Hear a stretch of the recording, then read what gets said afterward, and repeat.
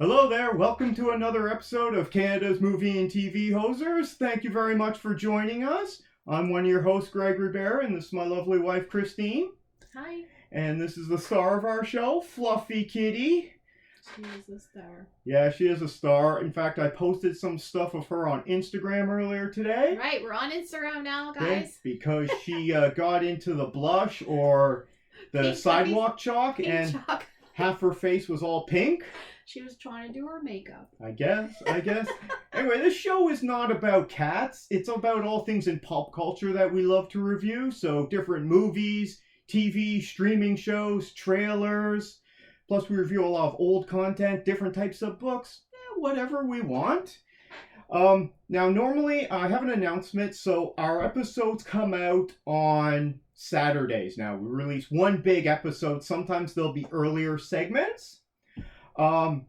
Now some of the segments this week it'll be coming out on Saturday, hopefully if I can get it done, but then the following week, which is I believe June 10th, we won't have an episode come out because I'm on vacation. Woo. I'm going away visiting family, and then hopefully we get caught up in time so we'll have another one for the next Saturday for the 17th. Right. Might be a shorter episode, we don't know. As Christine mentioned, we're on Instagram now, but we'll leave our information later on. It's also down in the description below. And I started up a new Patreon channel to help us. So I got to make a video for that, actually. But if you want to help us out and support the content that you want, you can head on over to our Patreon page. I'll see if I can put up the address on the screen here, but also it'll be down in the description below.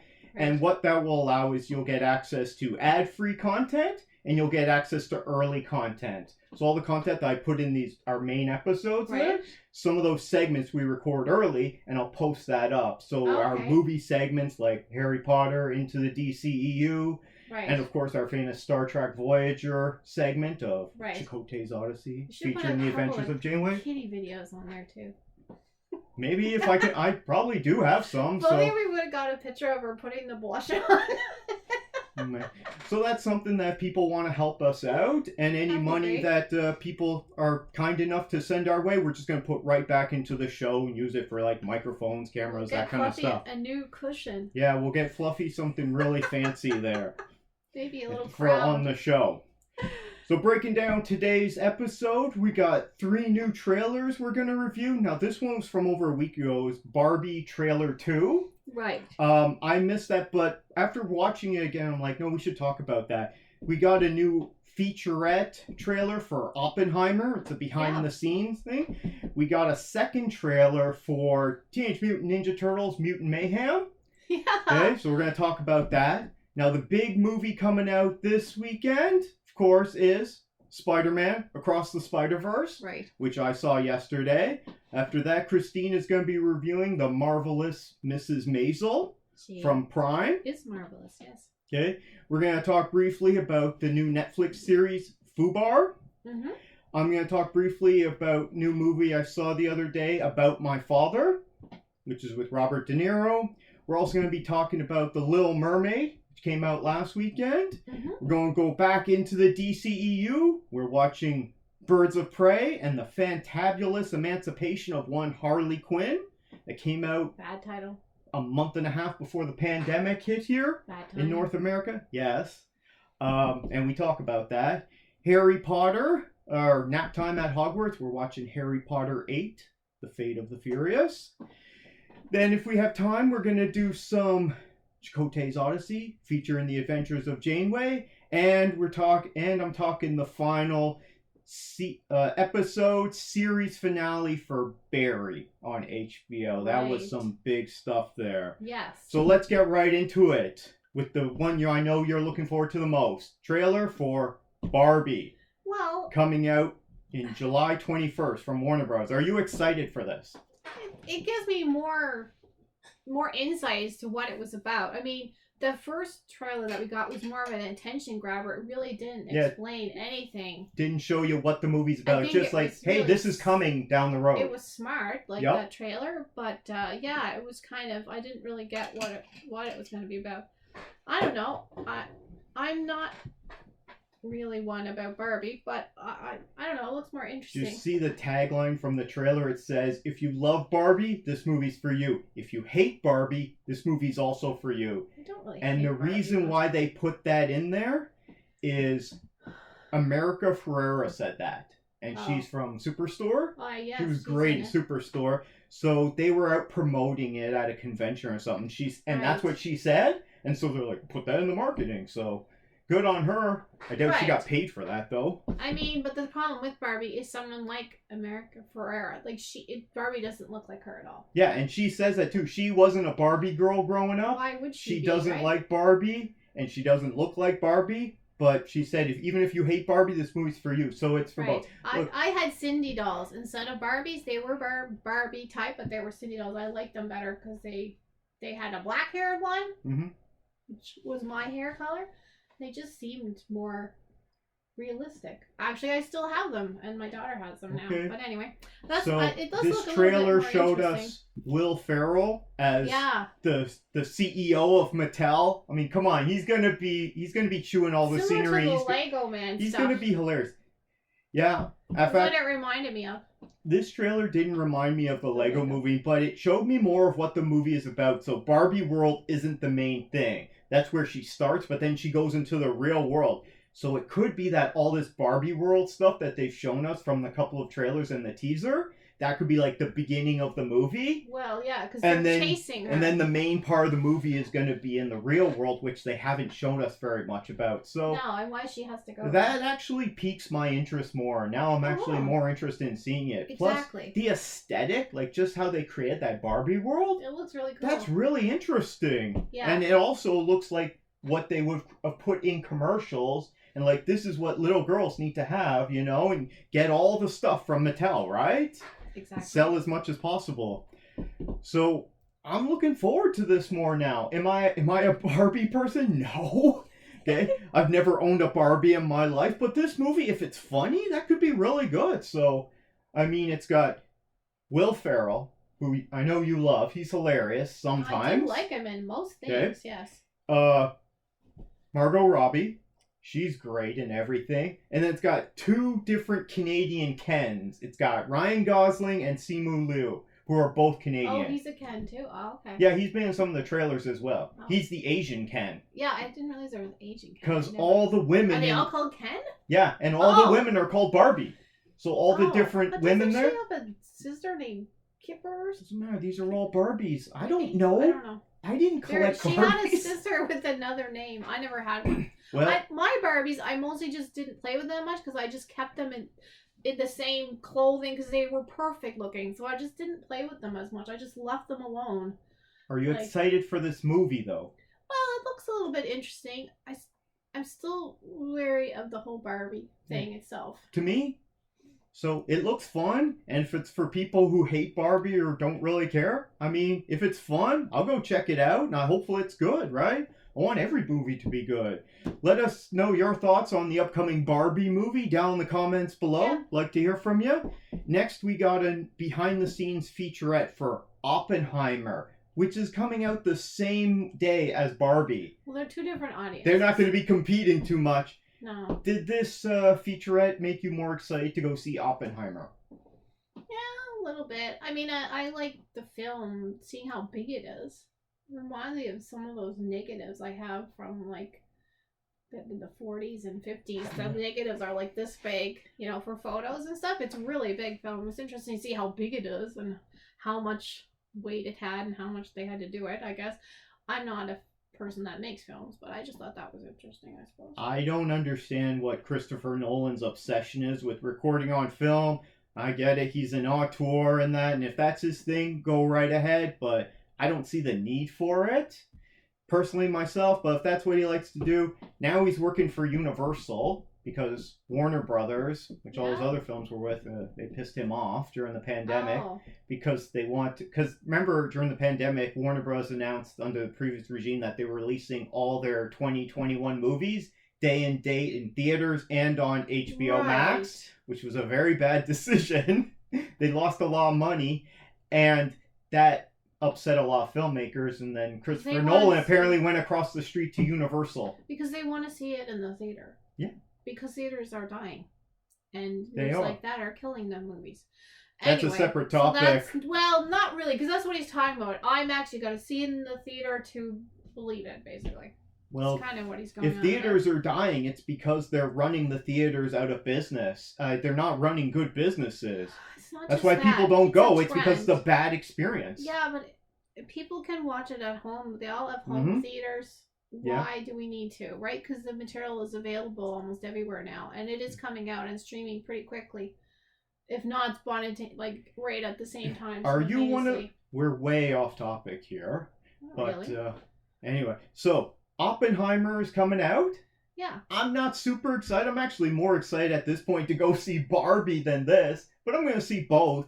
This featurette solidified my belief that I'm not seeing it in IMAX, no matter what. And I'm certainly not going to see it in 3D if it is in 3D, but no, see, it's going to be opposite. loud. That's the opposite for me. Because I like the experience. I like to absorb what I'm seeing. We're different in the way I prefer IMAX. That we look at things. But this movie's going to be really loud. I don't need... Anyway. And IMAX gets really loud, especially the one that they have here in this area. They were running a promo, like it was an IMAX promo for a while, and it would get so loud at a couple of points that it would freak out kids in the theater. Well, there's not many kids on Oppenheimer, I wouldn't think. I don't think so. It's probably going to be rated R anyway. So, I'm going to go see it. I'm not even a huge Christopher Nolan fan, but I haven't tapped out on his movies yet. However, there are some filmmakers. Movies. Remember last week I talked about Kandahar with Gerard Butler? Yeah. I think I'm tapping out of his Gerard Butler movies. You never liked Gerard Butler anyway. You complained about him previously. He was good in 300. Yeah, but I heard you complain about all the movies he comes out with lately, I'm like, these are just, they're not for me, let's say. But getting back to our topic, Oppenheimer, you've heard our thoughts on it when we're not getting off on a series of tangents here. Let us know what you think. Are you a big Christopher Nolan fan? Christine is more than me. Maybe you don't like his films, but are you excited for Oppenheimer? Are you not? Let us know down in the comments below. We might have some comments coming up later on. Final trailer is actually the second trailer for Teenage Mutant Ninja Turtles Mutant Mayhem. This is an animated film from Paramount coming out on August 2nd. What'd you think of this? It's a cool type of animation. It almost looks like it's drawn in scribbles and then it's like 3D though at the same time. Mm-hmm. I think it looks smart. I think it looks fun. I think it looks like parents and kids can go to it and enjoy it. This looks That's what it looks like to me. This looks like a lot of fun. It seems to have some wit to it. Oh yeah, this movie reminds me way more of the Lego movie than, because you mentioned that earlier, than Barbie does. It looks like it's going to be a lot of fun. There could be a lot of good jokes in it. You got Jackie Chan doing the voice of Splinter. Right. All the Ninja Turtles, they're making a big deal about this for marketing that it's all teenagers. So it's a lot of unknown teenagers. Yeah, and a lot of what they recorded. Yeah, well, they actually got teenagers to do the voice acting on it, and apparently they let them just riff and go off script in that a lot. It seems so that witty. It could be really good. And I don't know, there's not really any Ninja Turtle stuff right now for boys that like Ninja Turtles only, so this will be like a resurgence of Ninja Turtles. Yeah. Well, I don't think we've got rid of Transformers really, but Ninja Turtles sort of faded. Well, they had those Michael Bay produced two that came out recently. I think I saw the first one. Oh, really? Yeah, they came out with a couple of them there. They weren't very good. Oh, well, I hope that, little girls can like it too. But I know, like, my brother liked Ninja Turtles and my cousin. There's there's some people that get angry because they're purists about this and that. The original Ninja Turtles was a black and white comic book or graphic novel, and it wasn't for kids at all. It was extremely violent and bloody. Oh, well, I know when the show came out. But then it became a cartoon. Late 80s or early 90s? It was late 80s. I think it was like 88, 87. I was too old at that time to enjoy it. So that was a big time for that. And then they started making movies, and they had success at first, and then it was diminishing returns. Right. The first one is the best, and then it was diminishing returns ever since. They just got worse and worse, including the Michael Bay ones were not very good. The cartoon was on, I think, at lunchtime, like every day but this cartoon movie looks good. Looks great. It does. And this reminds me of the first Spider-Man Into the Spider-Verse. Well, yeah, it's a little bit Because it similar seems to really fun. the way that the drawing is too. It's not the same style, but it has some odes to that. Yeah. They're almost like scribble style. So I haven't been a big Ninja Turtles guy since I was a child. Right, they would have been around the time you were a kid that the Ninja Turtles came out. So I did enjoy them when I was younger. My brother did too. And then as those movies came out, they got worse and worse, and I kind of fell off. And then that's why the last two I didn't bother with. But now this is a reboot, and did you like I'm all the for show, it. Though you liked the show. The cartoon? Yeah, the cartoon show. Yeah, it was on at lunchtime. And the thing is, we got 2 turtles when Ninja Turtles was out, so it was like we had 2 turtles, although they didn't act at all. Did you dress them up like the Ninja Turtles with little little bandanas? You can't dress them up anyway. Also, you probably shouldn't be handling them because turtles are covered in salmonella all the time. So don't handle them. Make sure you wash your hands. To handle them anyway. Rest in peace, Tony. But Professor's still kicking. Oh, your turtles. Okay. Calgary. She's gonna live to be 150. So, this is the first trailer, even though it's the second one. It's the first trailer I've seen for this Ninja Turtles movie, and now I'm looking forward to it because the summer is front loaded. Everything's coming out in May and June. And then July and August, it kind of dies off. But now it gives me something to look forward to in August. I have time to go to the movies this summer because I don't have to do all the school stuff with our daughter. So I'll be going to see as many as I can. So are you going to go see Teenage Mutant Ninja Turtles Mutant Mayhem? Sure. See all the wacky villains? They got Bebop and Rocksteady and Superfly in there. I don't even really remember all the characters because I wasn't really into it. But I know Splinter is the master and this Donatello. They're all named after the painters, right? Yeah, famous Italian artists from the Renaissance. Yeah. Leonardo, Donatello, Michelangelo, Raphael. Mm-hmm. That's all I remember. And they like pizza, right? Oh, yeah. And they're teenagers. Yeah. Although they seem more like That's what they did with the cartoon. The original isn't like that. I don't really care. I'm excited to go see this. I'm going to drag Christine with me, and hopefully it could be really good, and we have a really fun time. You don't have to be a big Turtles person. If it's for 3-year-olds, then it I mean, if it's like the first Lego movie, you don't have to be really into Lego to go see it. You go see it. It's just a really fun, hilarious movie. But are you excited for Teenage Mutant Ninja Turtles Mutant Mayhem? You've heard our thoughts. Let us know what you think down in the comments below. So that's our 3 trailers. Okay. Now, yesterday, I went to go see probably one of my most anticipated movies for this year. Yeah. Spider-Man Across the Spider-Verse from Sony Columbia Pictures. Just comes out this weekend. And so I left a spoiler-free reaction on my YouTube channel there that people can check out. I had a really good time with this movie. It's much darker than the first one. So you didn't like it as much as the first one, though. No. Yeah, that's too bad. Yeah, you would hope that this one would be even better, right? So you got the cast back, most of them, like all the main people. So I'm not going to spoil. Oh, geez, it's currently rated at 96% certified fresh and has an audience score of 97%. People haven't That's seen it some yet, though. huge it comes numbers. Out, like right this minute, people will be starting to watch it. I would say right now. Now the first one didn't make a lot of money at the box office. It only made north of 300 million, something like that, because a lot of people don't go see animation movies. Right. So I don't think this is going to be $1 billion film, but who knows? Is Nicolas Cage in this one? That would be a spoiler. You're not supposed to ask questions. Sorry.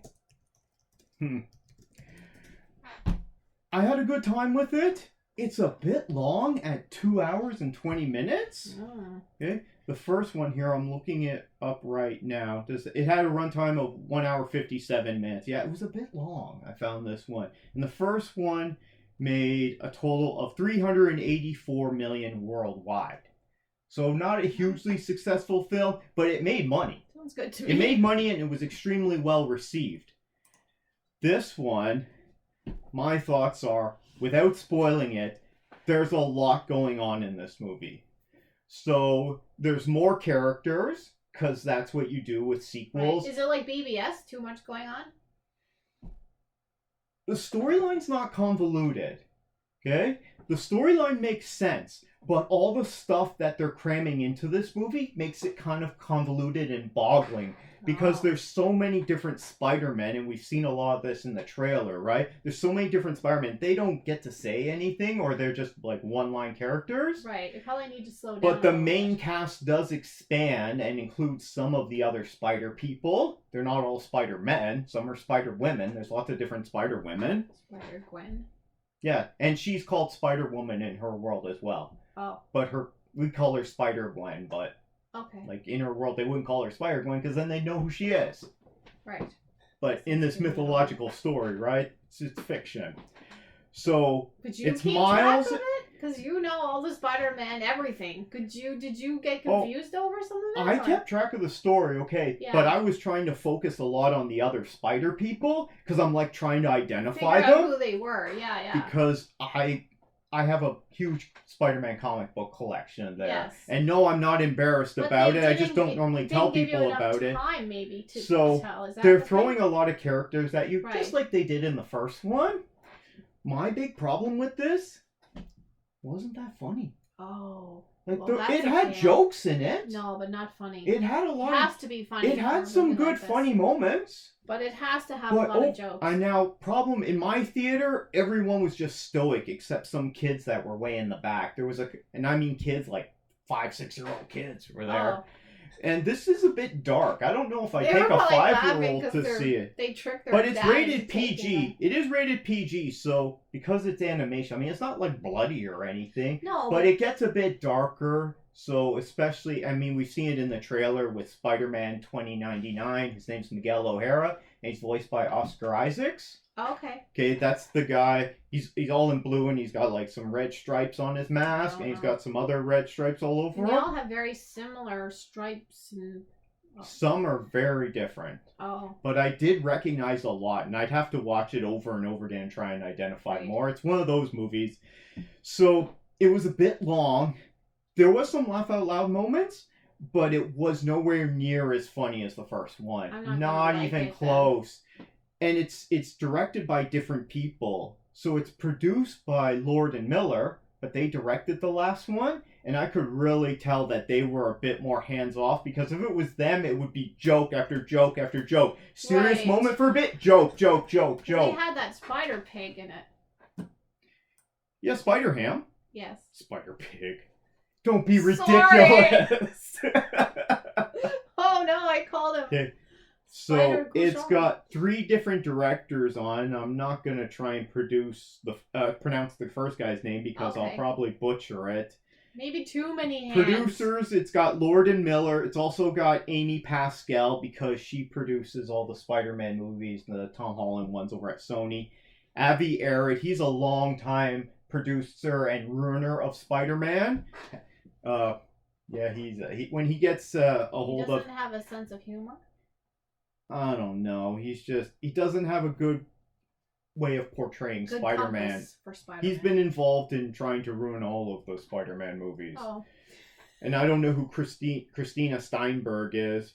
The writers are Lord and Miller. They really could have used more humor, okay? Because a lot of these animated movies lately have needed more humor. Needs more humor, okay? Because that's why the first one was so good. The first one was such a ridiculous story with tons coming at you, but you were able to absorb it, and the jokes helped to break it up. I understood it. Whereas this movie, everything's being thrown at you, even more stuff, but also the background, the visuals. Like, visually, it's way better than the first one. It does look cool. Okay? What I've it seen. looks so good, and there's a lot of stuff in it that they didn't show anything in the trailer. And they're only coming out now in TV spots. Oh. So it looks great, but the visuals are so good, and there's so much going on that it just becomes jumbled a bit. Right. And I feel bad for you, because I know this was your most anticipated year. I did have a fun time with it. Yeah. And I'll definitely go and watch this again. So when I come back from vacation, Christine will probably go see it on cheap night or something. Probably because I'm poor. Doesn't sound like I want to go to see it. I think you'll enjoy it. There was some funny stuff. Unfortunately, my audience was stoic. I was pretty much the only one laughing at the funny stuff. Everyone else was there was kids that were making out there, and everyone else was just sitting there stunned or something. But audiences here don't react very much. And I did go to an afternoon screening, which wasn't sold out. So the evening ones probably would have been. So that's my thoughts. Despite there's a lot of good stuff in it. Okay? Some of the other Spider-Man, Spider-People, amazing. Okay? Is the Doc Octopus? The lady there, Catherine Hahn? No, she's not back. She's on the call list. Oh. Okay? Because she's not on the cast list for this movie. The Doc Ock Spider-Man? The Doc Ock Spider-Man. There's a Doc Ock Spider-Man. Yeah, there's a couple. In the background. Oh, there were. Okay? But you really gotta look for all these things. I just think that's confusing. Yeah, don't worry about that. You don't need to worry about all these. There's only like 2 or 3 new ones that you meet. You meet Spider-Man 2099. You meet a version of Spider-Woman. Jess, I think is her name. It's Issa Rae doing the voice of that, and she's really good. And you get Spider-Punk. He was in the trailers. And there's some others, but I'm not gonna mention it here because I don't want to spoil it. So that's my spoiler-free thoughts on that. I had a really good time. I give it best movie ever, but that doesn't mean it's as good as Into the Spider-Verse. Too bad. It would have been a good start to your holiday. But anyway, I think they'll probably do better box office-wise than the first one. Because people know about it. Yeah, because people know about it now. No one went to go see it. I saw it in the first one in the theater 3 times. So good. I went with you, one of them. Because I went, and then I went a couple weeks later, and I took the family, which was great. And then months later, for award season, it came back in the theaters. I'm like, I'll go see it again. It was nothing. It was January, and nothing else was out that was very good. Right. So I'm like, I'd rather go see this, and you just go on cheap night. So that's my thoughts. Let us know what you think of Spider-Man Across the Spider-Verse. I'm pretty sure they took out the part 1. Because at the end they tell you the name for the next one. Because first it was Across the Spider-Verse part 1. But they don't like to do that with numbers. Hollywood execs don't like that. So let us know your thoughts on this if you see it. No spoilers at this time. So leave a comment down below. What is our next topic here? Oh, it's your review. You've been watching a lot of Prime lately. So not really, just that show. The Marvelous Ms. Maisel. You're reviewing the whole series? Yeah. Well, I've enjoyed this show from the beginning. Some of the seasons ended really. There's one that's really depressing. The end of one season, like, oh no, they just left her at the airport. Was that season 3? I don't know. Because you were waiting forever for season 4. It depressed me like heck. I think it might have been during the pandemic because I was like, I'm depressed already. This is so depressing for her and her agent. Basically, the show is about a woman who's, it's a little bit of a spoiler, but not really. Season 1, a woman whose husband wants to do some stand-up, but he leaves her for his secretary, and she has 2 kids. And because she wanted to do stand-up. No, he wants to do stand-up. So when she finds out this, she kind of like wanders down to this like place, I think, where he was gonna do stand-up. I can't remember. And she does stand-up. Just walks into this bar, the Gaslight, that has like. Yeah, wasn't she drunk when she did it the first time? Yes, because he just left her, and she walks in, and she does just goes up and starts talking, and people think she's hilarious. And there's a woman there who realizes this woman can be a star, and Susie, and she becomes her agent. So it's about Midge, who's Mrs. Maisel, and Susie is what it's about, essentially.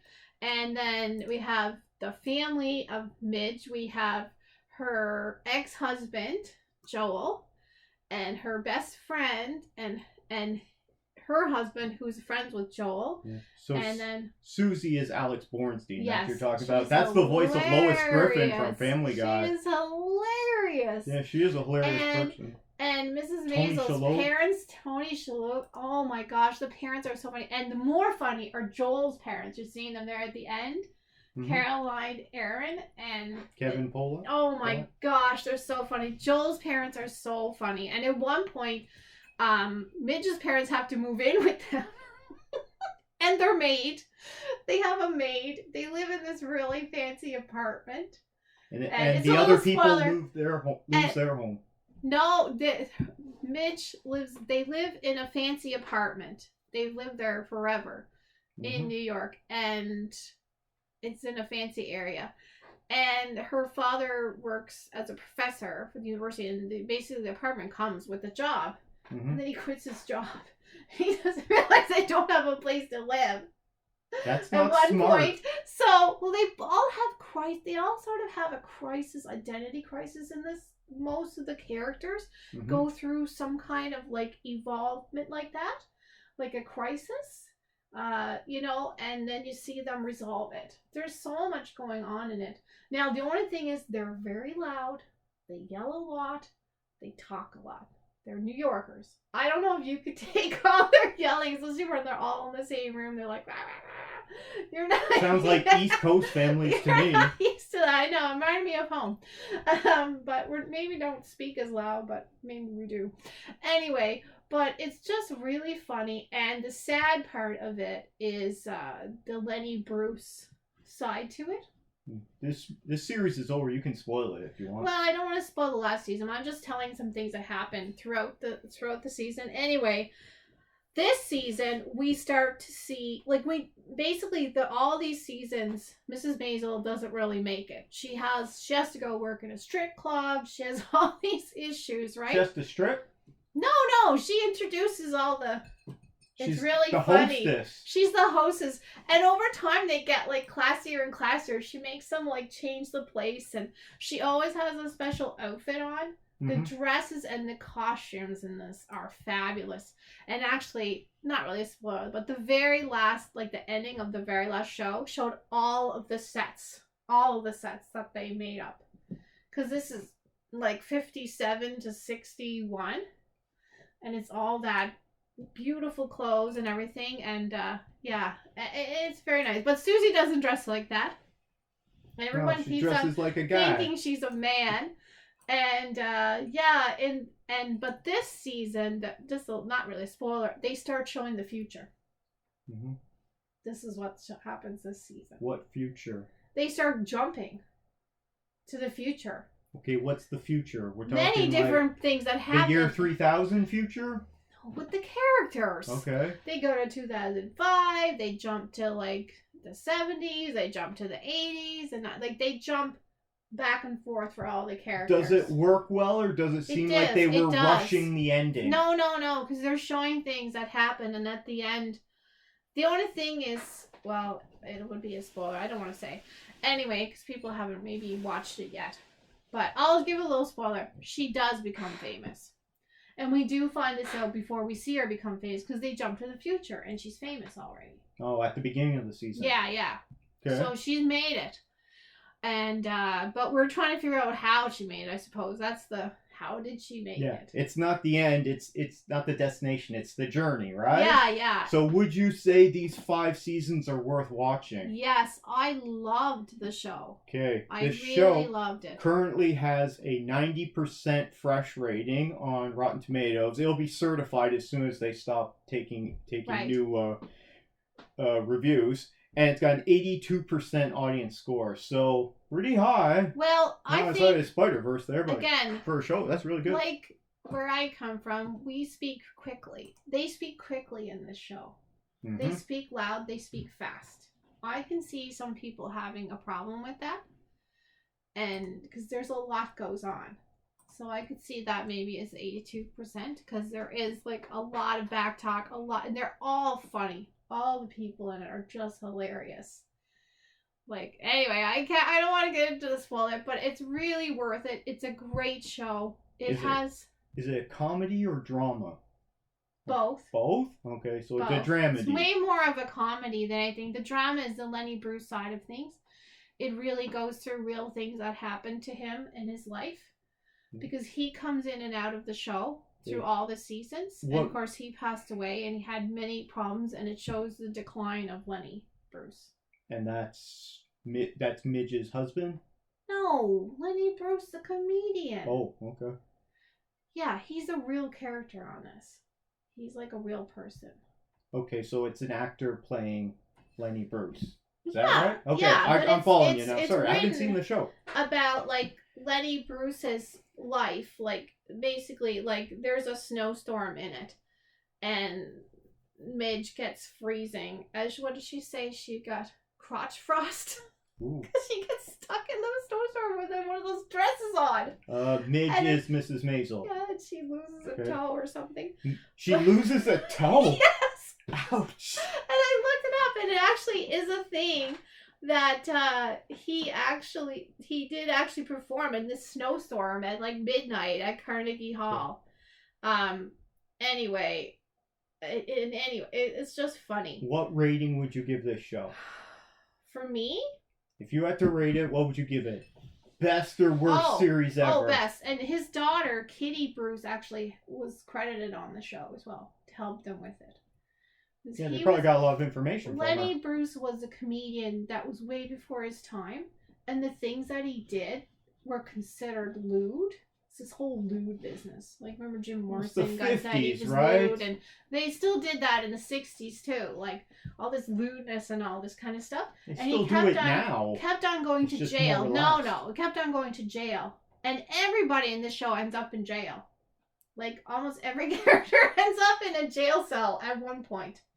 It's like normal for them all, and they all have to bail each other out. So typical Tuesday in New York City, if you live there, I guess. I don't know. If you live in New York City, and you guys everyone in your family gets arrested at least once. Let us know. Yeah, speaking out, and comedians went to jail back then for just saying kind of normal things we would say anytime now. Yeah. Now they get canceled, so... Yeah. Guess it's not so bad now. No, yeah, but it's just, they weren't even saying very bad things or anything. But she can say anything she wants at the strip club. Yeah, it's the strip but club. they do get raided. I mean, it's a strip club. You go there for debauchery, right? Well, that's the whole point. Actually, what happens is the clientele starts getting to be more of a quality establishment over time. And women start going there because they want to see her perform, and it becomes more of a quality. You're spoiling it again. Yeah, well, that was okay. So you give it best series ever. You know. Yeah. I may regret this, and this never happens, but you convinced me to watch this show. I'm gonna check this out. Okay. Now, if I start watching it and I don't like it, I'm tapping out. They're gonna be loud. Just be ready for that. Well, if that's what you've been watching with all the people yelling constantly. However, I'm gonna check it out sometime. That might have been Succession. When I have time.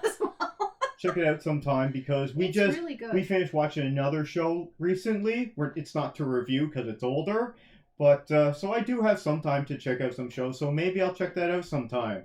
So that was The Marvelous Mrs. Maisel, 5 seasons. It's ended now from 2017 to 2023, and it's on Prime.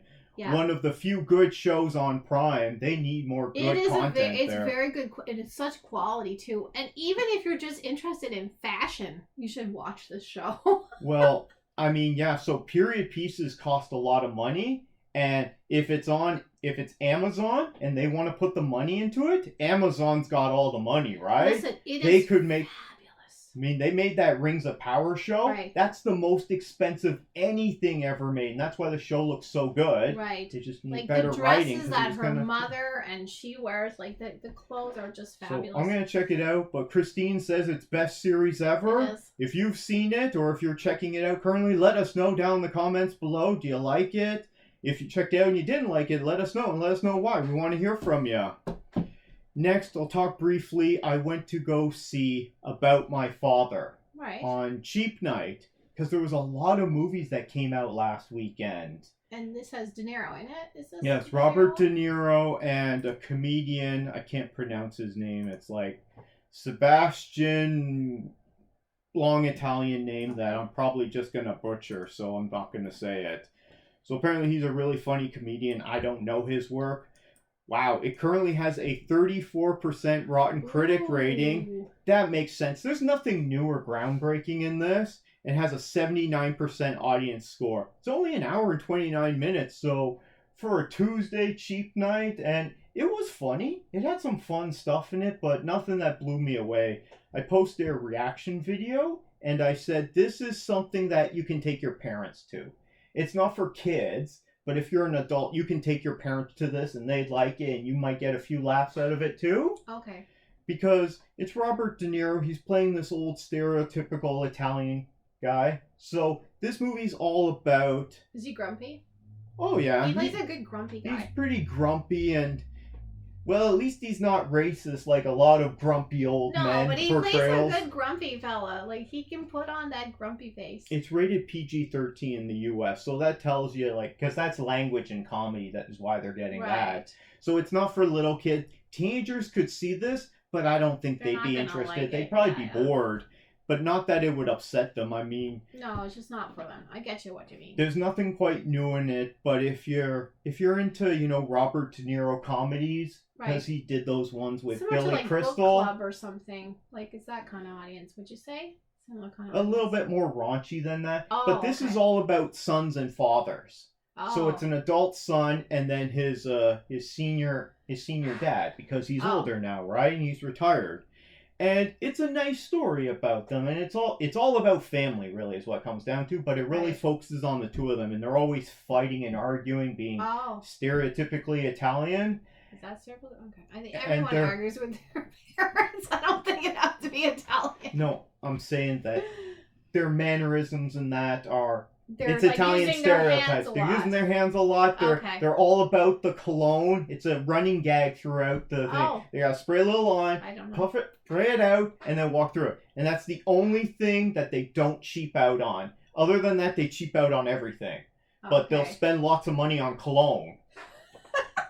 Is that an Italian thing? I don't know. I don't know. But it might be. Let us know if that's if you're I Italian know, and you're all about the cologne. I don't know.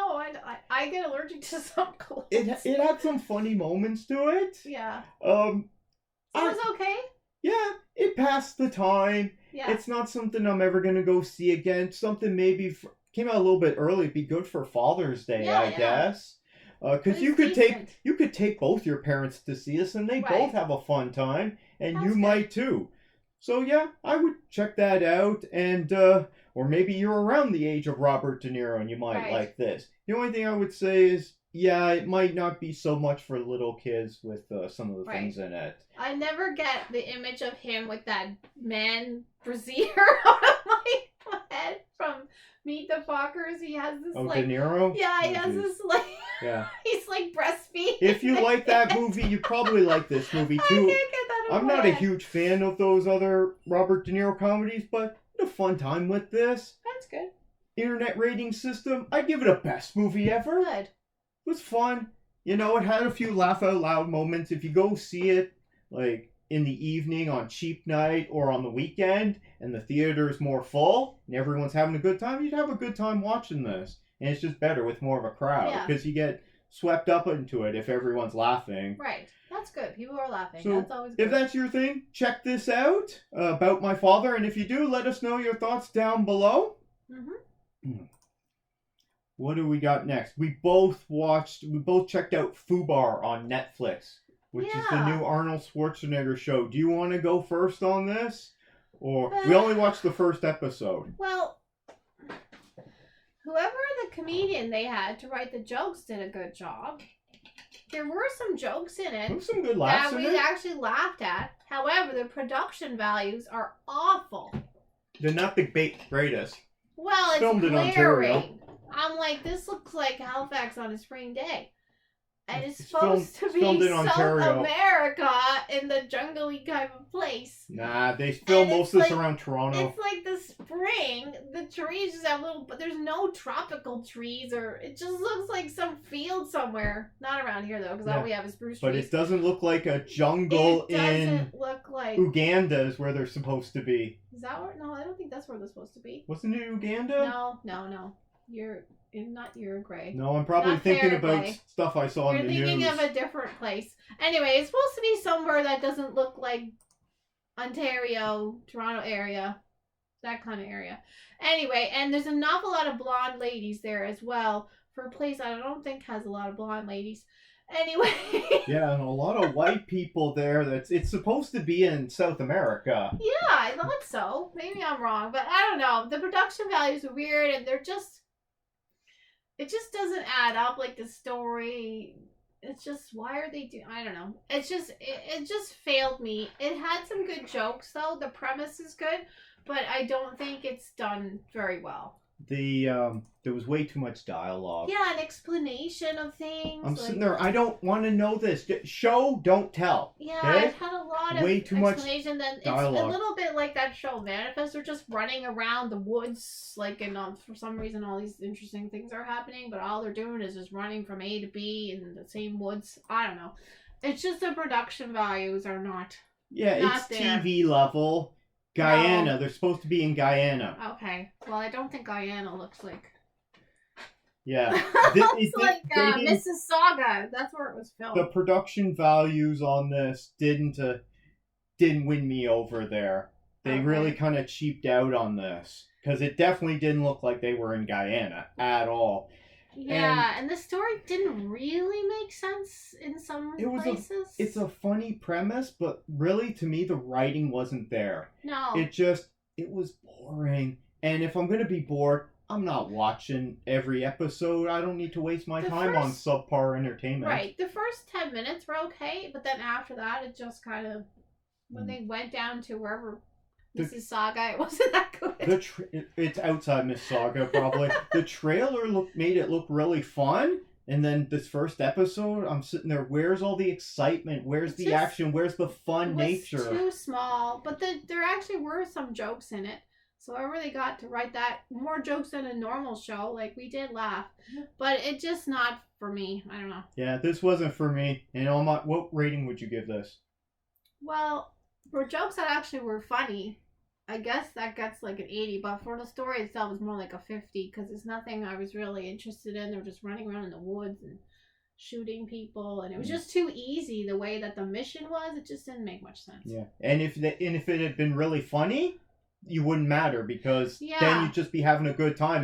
The story could be as wacky or bad as possible. It's not meant to be like they should have went that route. Then, if they were going to have these bad production values, they should have went wacky. Yeah, this needed way more comedy and humor, not just jokes, but visual gags and all kinds of humor and funny music and funny background music.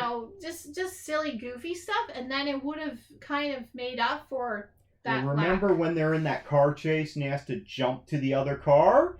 If it had been playing some funny, hilarious music at the time. Right. Or something that would just be funny in that context. Say it was playing Bonnie Tyler holding out for a hero, as Schwarzenegger's jumping over there. That would be funny. That thing where they run around in fast speed everywhere. Anyway. Flashdance? No. I was thinking of that funny music.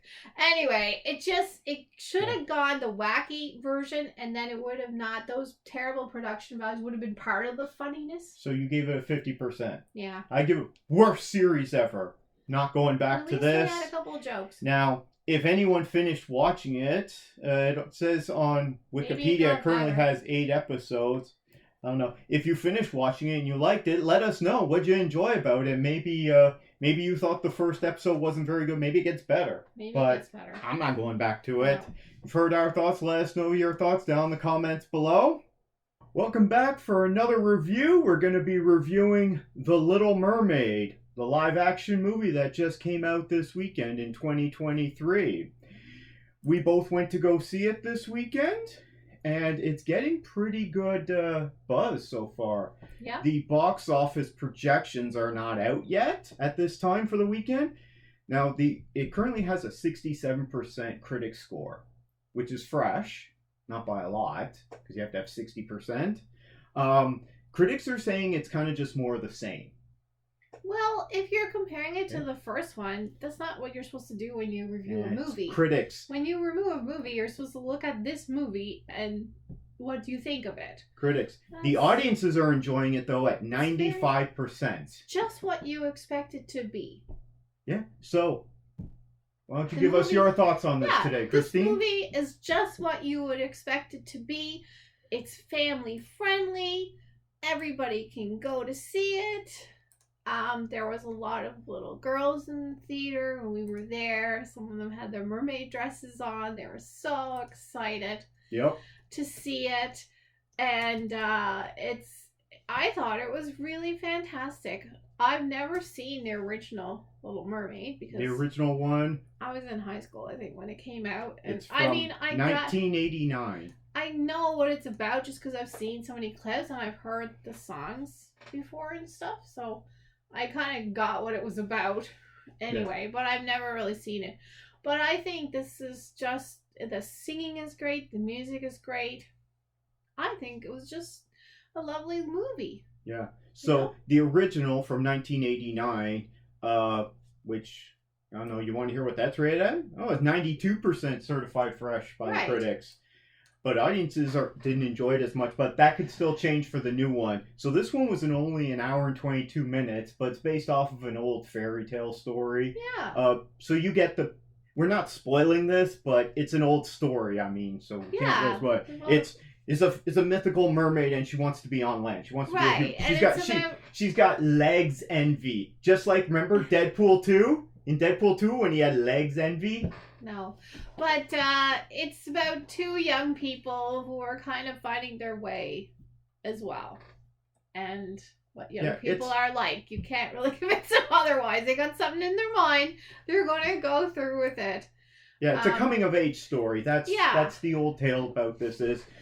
So, did anything stand out to you on this? I thought the singing was really nice. Mm-hmm. I thought it was really well done. The acting is great in it. I don't know. I didn't have any issues with it. It's exactly what I expected. You know? Mm-hmm. So, it was a sweet story. Yeah, and I thought it was really nice. Okay, and did you enjoy all the songs or some more than others? I don't know. One kid at our screening really liked the Under the Sea one because he shouted it out afterwards. I mean, that's a great song. There's also another really fun song where they're kind of the one with the bird. With Scuttle? Yeah. Yeah. So Scuttle, which this is one of the standout ones for me, Scuttle was voiced by Awkwafina. Yes. Because she's in everything now and she's great. She's a bit like Dory in Nemo. She's like Ellen DeGeneres' Dory.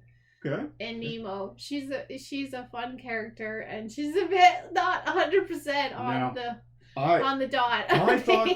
My thoughts are, I enjoyed this movie. I'm not really a Little Mermaid guy, but it's a nice, quaint movie. You know, you take the family to it. There's some fun songs. There's some other songs that I didn't really care for. I do have some criticisms of this movie. So Awkwafina, she was one of the standouts for me. The Scuttle, that's the bird. Yeah, okay? The writing was great. She was great. The bird. Javier Bardem as King Triton, take it or leave it. You notice how he didn't have a bare chest. You didn't see the original one, but King Triton's supposed to be bare-chested. Oh. Guaranteed if they had gone that route, they would be like, Javier Bardem, you got to get in shape, you got to look ripped, and you got to shave your chest. He's not doing that. No. He's like, forget that. I mean, I thought but they put all that hair on him. That's got to be itchy. I think the idea of this cast, though, with the mer people, was to have them all multi-raced. I guess. And that's why they chose him. Yeah, there's nothing wrong with some diversity. I think that's what it was all about. Because all the mer people were from all different races. Yeah. And he was supposed to be her father, and we don't know who her mother was. Really, there is no race for them. They're mythological creatures, right? They're all different colors. They could be green and orange for all we care. Doesn't matter what color skin tone is. All the different human races. Melissa McCarthy as Ursula. I thought she was killing it. Yeah, okay, yeah, even though not for me, she definitely killed with it. Yeah, she was chewing all the scenery on set. Fun. Now, one of the ones that stood out for me was David Diggs as Sebastian. Okay, the crab. Yeah, Sebastian's always was a fun character in the original, and he was really fun in this one. Yeah. And this actor made it his own. I enjoyed that. He was a funny accent. The movie along. Okay. The guy who played Prince Dave, don't care. Halle Bailey as Ariel. I mean, you've heard her singing in the trailer. She's a terrific little actress. People are saying she's going to be a big star. She is great. Maybe. The thing is, she has a name that's very similar to Halle Berry, and she is Halle Bailey. Yeah. Gets a little bit of a tongue I know, twister. it is a bit of a tongue Whoever twister. did the voice for Flounder, take it or leave it, didn't really I care. thought Flounder was really sweet. I love the voice for Flounder. It was like a child. Yeah, then that's I like probably that. the reason why I didn't care for it. There was no good lines from that character. You don't like kids. No, not a kid person. I thought Flounder was sweet. I thought it was all sweet, and the music was fun, and kids are gonna love it. So while this was good, I got a few complaints about this movie. The original was 1 hour and 22 minutes. This one was 2 hours 15 minutes. It was way too drawn out. All the movies I would have cut anywhere from 30 to 40 minutes out of this. There's a new song when Prince Dave is singing his song after Ariel is. That's new. His name is not Dave. I know. You want to know why I call him Prince Dave? I don't know. In the original Little Mermaid from 1989, Yes. the animated character looks like Dave. Wonder if I can pull up an image of Which him. Dave? Are we discussing our neighbor Dave? Oh, here. My Look at brother this. Dave? Here's King Triton there. Yeah, he ain't wearing a big body armor or No, like a I big think breastplate like fine. Javier Bardem was doing there. But there's a Dave in this. Hold on, maybe it's right in the actual poster there. Look at this. If you can see it, there's this guy here, and he looks like it's a video. Damn, I thought it was the I don't know picture. what you're talking about.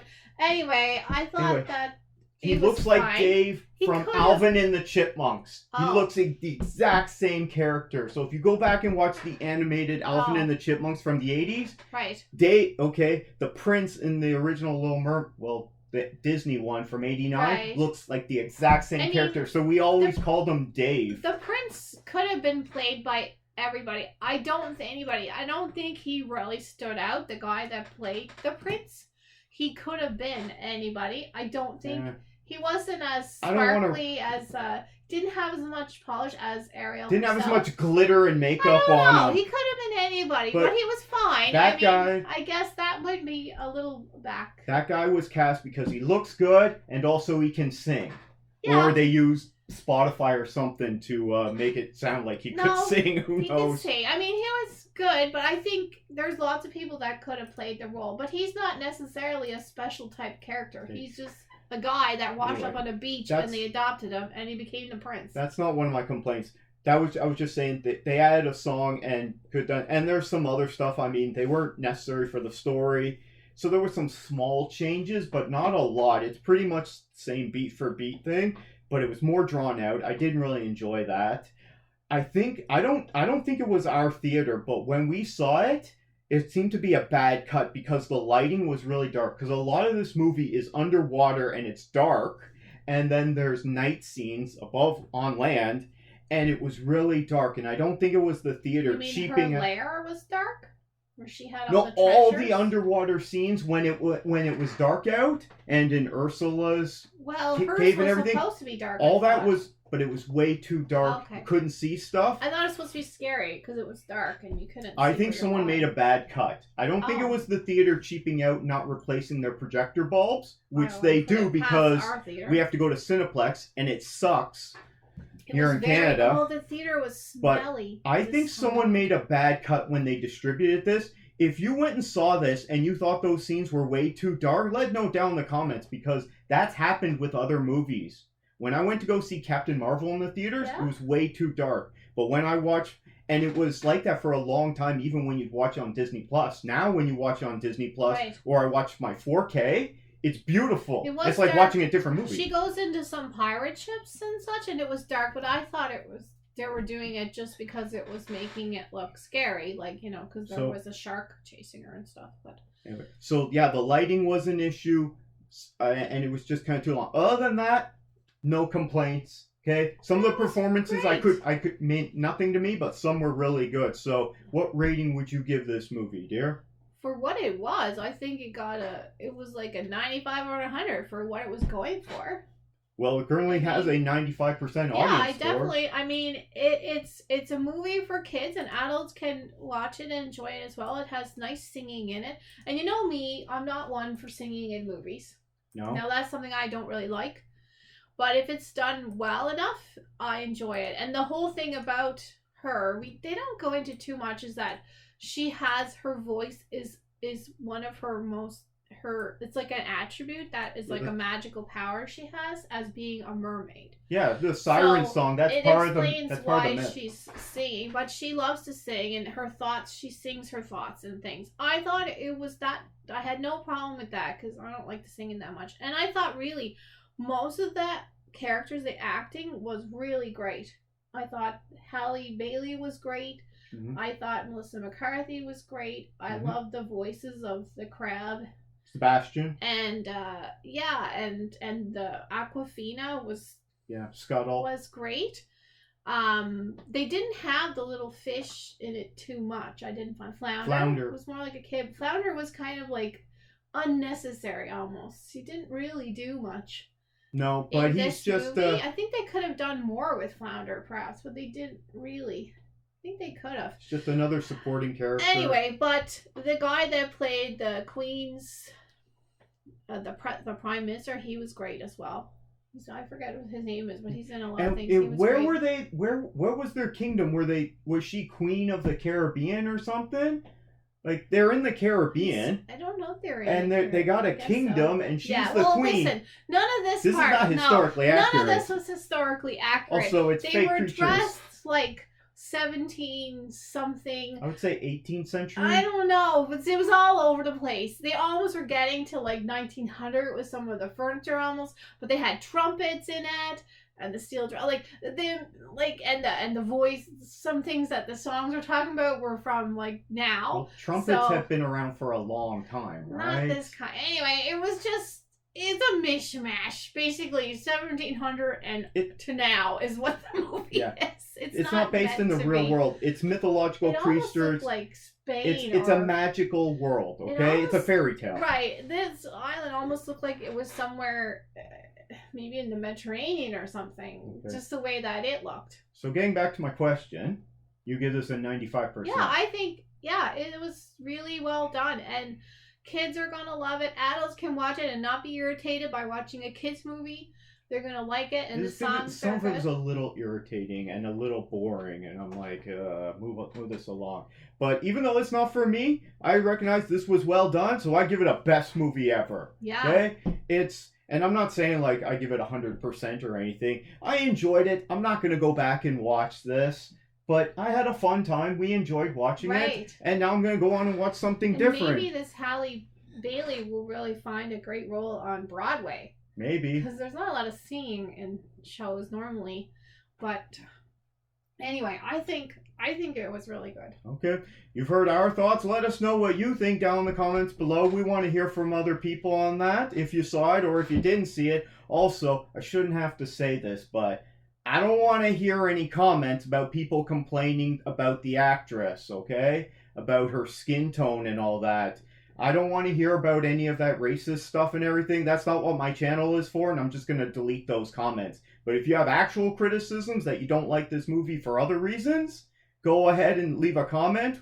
Let's try and keep it civil and everything, but I thought she was terrific, and I'm really glad that her skin tone doesn't matter for a mythological creature. It does matter to little black girls. Yes, for representation, it does. So I have no problem with this. It was still really good. She could have been any race or nationality, the actress. I don't care. I'm really glad that she was a little black girl. I think it was fantastic. I think that's good too. Okay, and it's always good to have more representation.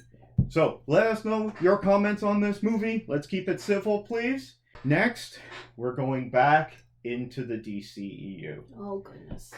No, but we had fun with this one. Okay. We watched Birds of Prey and the Fantabulous Emancipation of One Harley Quinn. Which is a terrible title, people. From 2020.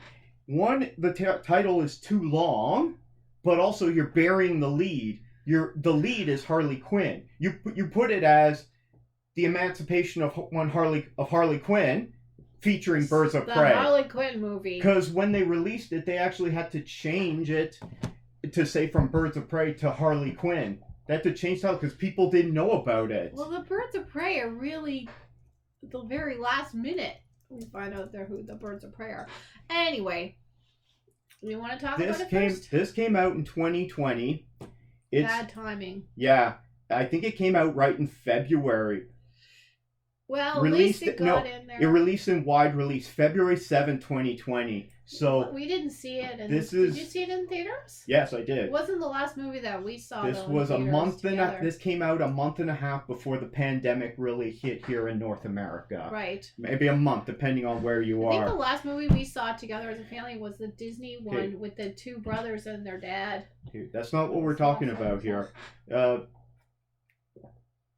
Onward, I think it was. Like that, okay. Yeah.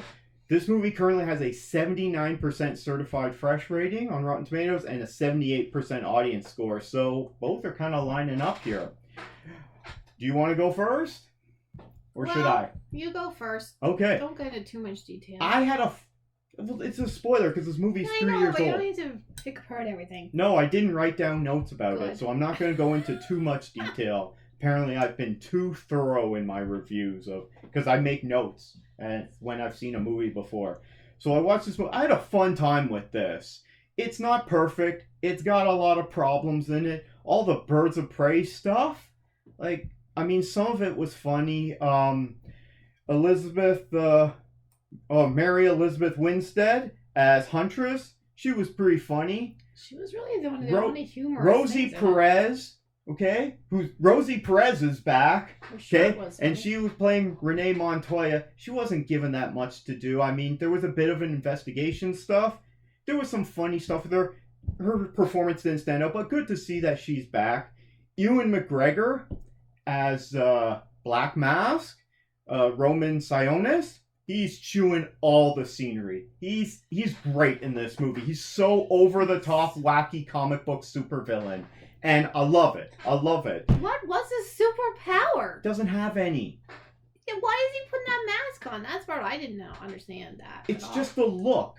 Oh. It's like war paint. You put it on to intimidate your enemies. Already wearing a velvet And also, pantsuit. if you wear a mask, people can't say it was you. Okay? Now, the lady who Journey Smollett, who played this new version of Black Canary, didn't really like that performance. Didn't matter to me at all. So much better than that other girl. Yeah. We'll get to your. I thought she was so much better. Yeah, I was gonna ask you that, but we'll get to your review in a bit. Anyway, her performance could take it or leave it. Nothing stood out to me, and she wasn't given that much to work with. The little kid who plays Cassandra Cain, she was good. I enjoyed this. So we see, and Margot Robbie, she's in this. Of course, it's her movie. It looks to me she was doing a lot of her own stunt work, like all the physicality in those fight scenes. And the fight scenes are pretty good. I wouldn't say they're great, but they're pretty damn good. They needed to be more like longer shots and less cuts, because cuts and shaky cam are not good when it comes to action. But there was some decent action. There was lots of funny jokes in it. And there was more, I got vibes of Suicide Squad from it, because when her grievances came up for certain people, every time it's like this person, at one point it's Mother Frijoли looking person, and it's like grievance, it's the bounty that's on her.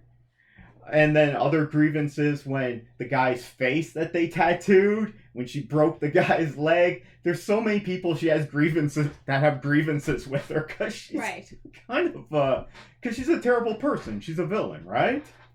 I like that we did get flashes of her backstory, which I enjoyed, and also we didn't see Jared Leto as the Joker, so I enjoyed his absence there, because I don't like that guy or his performances at all.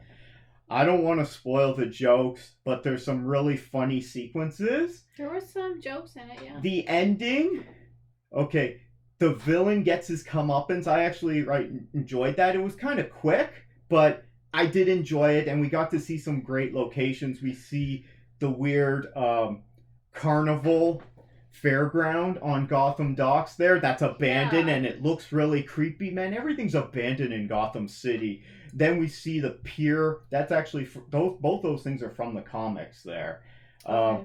So the comics, Founders Pier? And it's all derelict and closed off and abandoned. Man, don't they put any money into their city? Like, jeez. Place is so... bankrupt.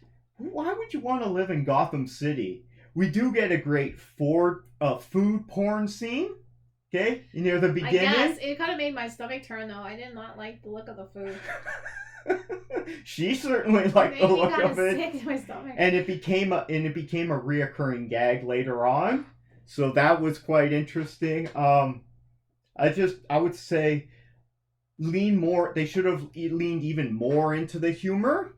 And the story was broke up. It was a non-linear storytelling. It kept jumping all over the place. I did enjoy that, but sometimes, one time, when she's busting into the police station, which is a really fun scene. And I'm like, yeah, shoot those cops. She's shooting them with beanbags and glitter bombs and like color gas grenades and paint and that. So she's not killing them, and it just hurts. And I'm like, yeah, this is fun. And she's kicking them in the balls and that. And then suddenly it cuts to Black Canary singing in the club. I'm like, this just stops the movie dead.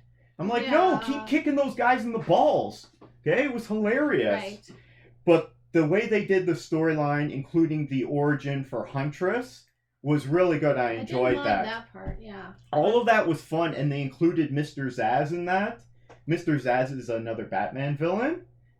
Pretty, like a D-list level villain. Batman's got a big rogue gallery. So by putting him in this, I'm like, that's great. I love it. It's less than 2 hours. Only an hour and 45 minutes. I mean, my complaints about this movie would be, Rosie Perez, well, one, bearing the lead. We don't care about Birds of Prey. Ewan McGregor was great as a villain, but I would have liked to see, like, a bigger villain, you know? Don't really get all the there's some real violence in this. Yeah. And some terrifying stuff. So this is something that's for teens. It's rated R in the U.S. It is rated. It's a R rated, and I'll talk about it. I don't know if it was rated R. Here I got it on my 4K disc. It's rated 14A here because in Canada we can get away with more violence and stuff. So what that means here in Canada, if you're 14 or older, you can go without having an adult go with you. But if you're 13 and younger, an adult has to go in. So you can take your kid to see this, but maybe an 8-year-old might not want to see people get their faces cut off. You know? Maybe that might not be appropriate for them. End of the day, I give this best movie ever. This is one of the good DCEU ones. So now I'm going to let Christine complain about it all day. Do you agree with these scores from Rotten Tomatoes? I guess so. Basically, Did you enjoy this it? movie missed the mark ×2. First of all, it was a giant missed opportunity by DC, who don't seem to know what they're doing. This character is a character that young girls really like. Being the mother of a young girl, the girls really like this character. However, they went way too violent and way too dark with this movie. It didn't match, like, the tone, like you're saying, like throwing the glitter grenades at the cops. Yeah, all the fun in that. That didn't match up with this dude all of a sudden suddenly horrific violence. Faces. That was just too much. The violence didn't. There was all this really bad violence, and then there was all these happy moments. Mm-hmm.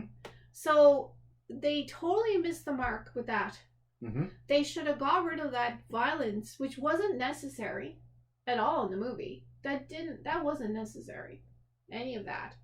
And gone with glitter bombs and stuff like that, and had girls be able to watch this. Number 2, as an adult woman watching this, it also missed the mark. Because bringing in all this horrible imagery of the sexism and women as objects and everything, they put that in this movie, but they never ever said that was a wrong thing to do, or the women never get to stand up for themselves. They get chased to a place where they have to defend against all these men. They're all men. But the villain never really gets his comeuppance. Doesn't he? No. They never say, all this stuff you're doing is wrong. They let him put a woman up on a table and take her clothes off and dance, and no one stands up. That scene was not good. No one stands up to him. The only thing Black Canary does, she calls the cops and tells one cop about it all, but no one ever stands up to the violence. The violence that men have towards women in this movie is disgusting. And in my mind, it promotes that violence. Because no one ever stands up to it. No one says it's wrong. The women are chased, but they don't get to say it's wrong. He does get blown up in like 2 seconds, but they never denounce that activity. And when he's in his office and it's got those women with ropes tied all around them, that is the most awful imagery ever. It is so terrible. You mean when the people are hanging upside down? No, because that was a family. That was against women. In his office at the end of the movie, when they're calling him, he's in a room painted with women all tied in ropes together, tied up in bondage. Naked women. Okay. It is terrible. So they're taking stuff that you would see in 1968 and they're bringing that forward in this movie, and the women really are still sex objects and they're just being chased, and I think it's just disgusting. This was directed by a woman. Well, I don't care. No one ever says that's wrong. They don't come in as a gang and say, fellas, your time is up. You can't treat us women like that. We have rights and whatever. No, nothing like that happens. Directed by Kathy Yan. It's really... She might have directed it, but whoever... it's just got this really sick background to it the whole time. And that's why it never is achieved what it was going for. Is that like a girl power movie? There's no girl power in this movie at all. It's just women being chased by really sick guys who are trying to lick their face. Well, they take out all those guys that come after them in the amusement park, and then the villain gets killed. It's not in a power way. It's more as like they are back to the wall, having to defend themselves, and it's sick. There's parts of this movie that are really, really sick. Okay, so this really bothered you as a feminist, it really bothered from a feminist me perspective. As a woman. It didn't go. It could have cut all that out and been a girl power movie that girls could watch as well. They lost all that truth. So it's just a mediocre crap movie that made me feel disgusted.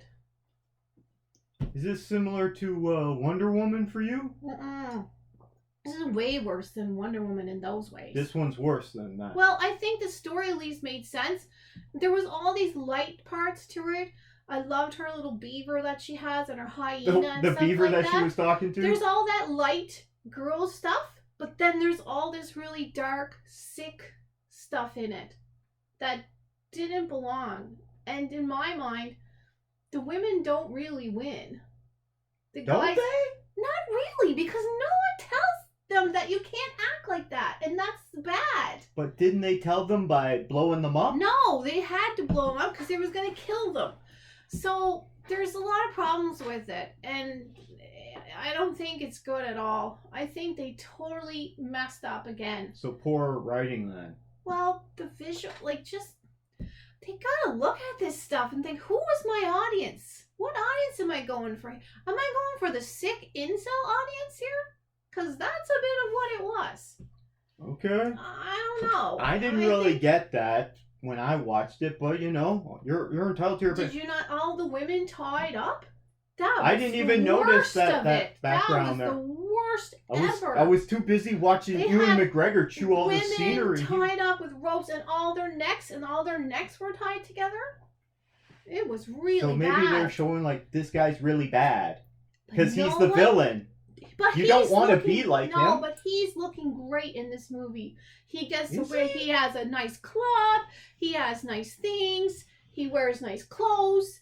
And no one kind of comes up to him and says, this is wrong and I'm going to strip you of all this and you're going to become a bum on the street. No, instead he doesn't even know he's dead, basically.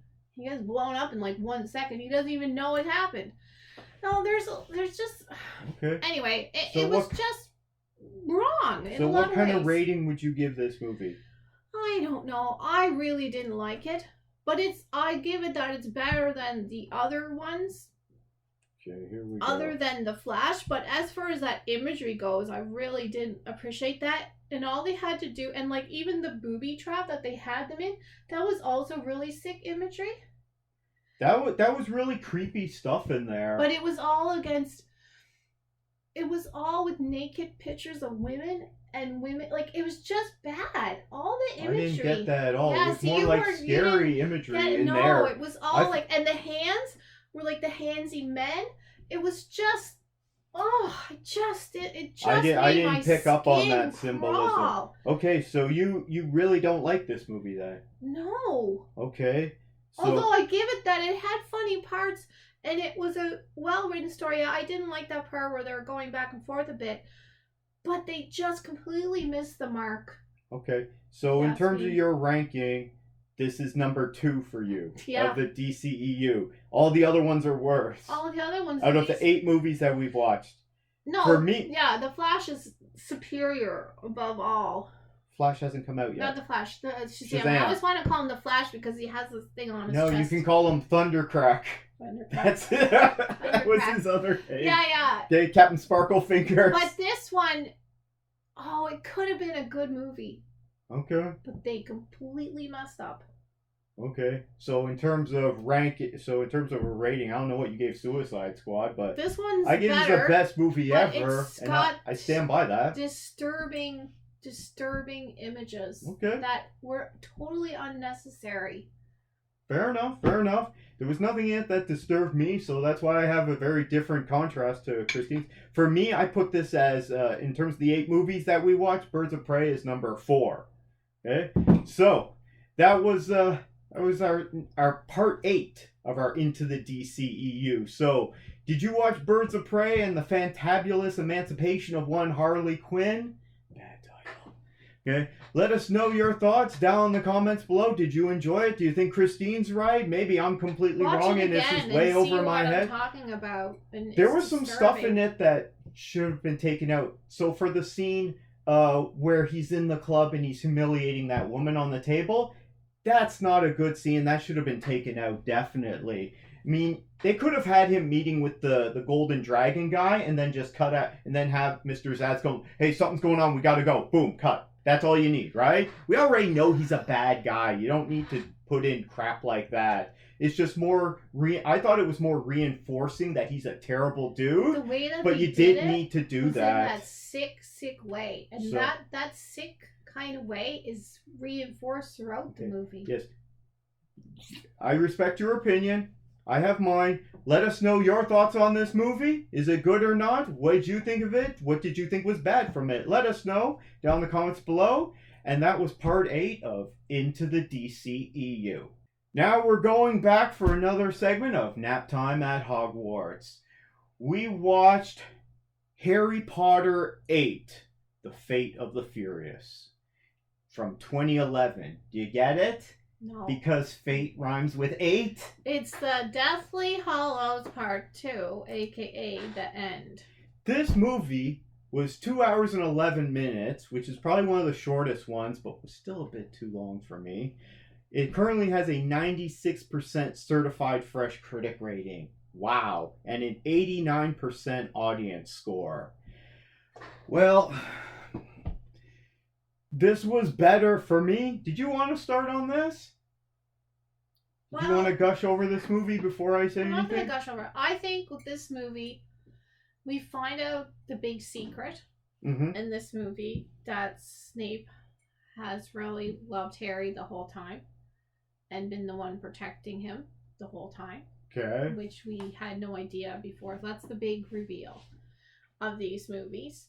That he's given his life basically for Harry. Dumbledore also gave his life, but he was going to die anyway. And like Snape says, you're raising this boy like a pig for the fair. Yeah. Lambs to the slaughter. Yeah. Because Snape really cares about Harry. Now, Dumbledore does care for him in a way, but I think Dumbledore, we see in this movie that he's way more calculating than like a fatherly figure. The way his brother talks about him and stuff, he's way more practical person. Anyway, but Yeah, it's sad. Some people die. It doesn't. The things I don't like about it is there's too much. The fighting at the castle is too much back and forth and back and forth. It's not straightforward. It does go on for. Yeah. It's meandering. I It don't goes like on. that It's like part this of is the still movie. happening. I mean, the story is great and everything, but I think the way that the movie is, I think that they should have had a straightforward fight at the castle. You see who gets hit. You see who dies. Because in the end, it's all kind of confusing after who's dead and who's not dead. We know Fred or George, I can't remember which one is dead, and Madame Humphrey is dead, the nurse. But it's very unclear and it's rather confusing. And we know that Neville again is the hero because Neville has been a hero in the past. I think they could have cut out a lot of that. Just had a straightforward stuff with the castle is not straightforward. Because you have You mean Hogwarts? Yeah, all this explosions. They finally go back there. Yeah, but it's just like all the damage. It's a bit too much back and forth. I don't like that part about it. And I think in the forest, I think that the creatures should have been involved in the forest.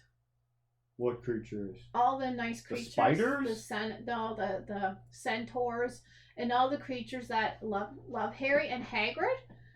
Should have been involved in it. I think that would have been better, but that wasn't part of the story. Because he was prisoner the whole time. Hagrid really loved all those creatures in the forest and was like their gatekeeper and stuff like that. Mm-hmm. But they're not present because they're all been killed already. I don't know, but the spiders are still around. But I just think we kind of missed that. And yeah, we don't know what happened to Hagrid. Like, where's Hagrid? And then we find out he's tied up in the woods. But and they let him live. So I think it's not straightforward the way that it ends.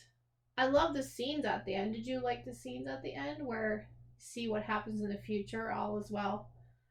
Yeah, and then their kids it's right back to the first one. Yeah. Okay? So they're in the position where except their kids aren't chosen ones. No, and Malfoy is there as well with his kids. Mm-hmm. So it's nice to see that at the end, but I think it's a bit too much back and forth with the castle getting bombed and blown up, and I think there would have been a lot more carnage and a lot more dead people. Personally, the way that they demonstrated in this, they show like all the towers are falling, everything's falling apart, but then in the end, like only like 5 people are dead. So I think like that was maybe they put too much CGI like blowing up the castle. They didn't want to kill off too many kids. People don't like it when you're killing kids. Well, that's what these movies are about. Anyway, I didn't like that part about it, but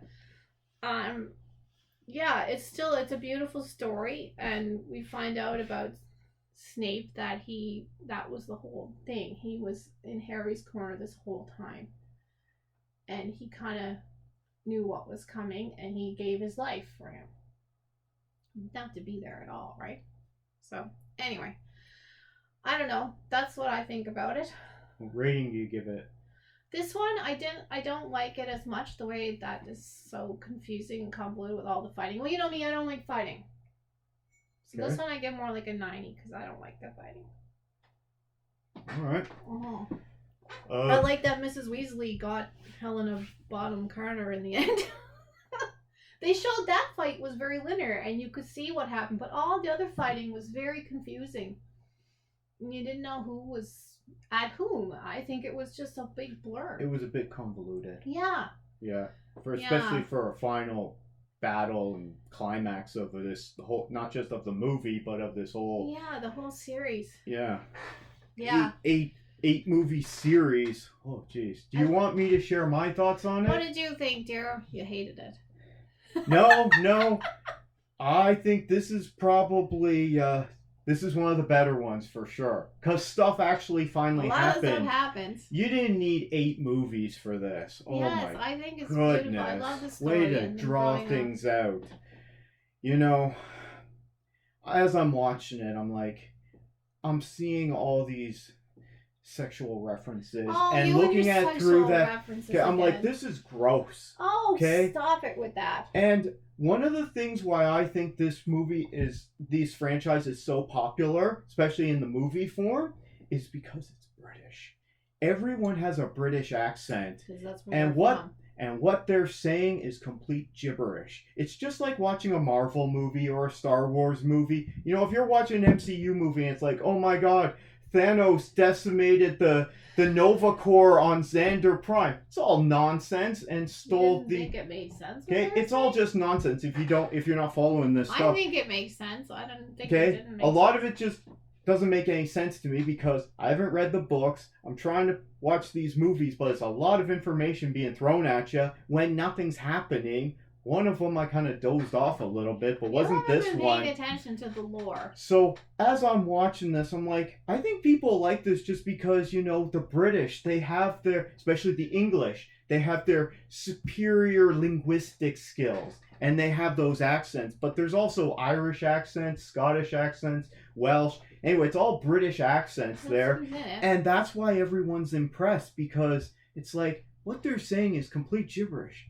But they got that accent. Something about those British accents means I gotta listen to them. It actually does make sense, but you haven't been paying attention. So I'm telling you, they're winning you over with their accents there. I haven't been paying attention. But if you take that out, if you put a bunch of American actors or put them doing American accents or any other accents, you're like, this is nonsense, you know? It all makes sense. You just haven't been paying attention. But did you? I thought like there was too much fighting in this, but you like fighting, so that's why you like this one more. So this one was better because stuff actually happened, although they're just waving their dicks at each other. I mean, their wands at each other. The wands and too much of that. So we got the weird. So look at this guy. I'm gonna say this again. Look at this guy.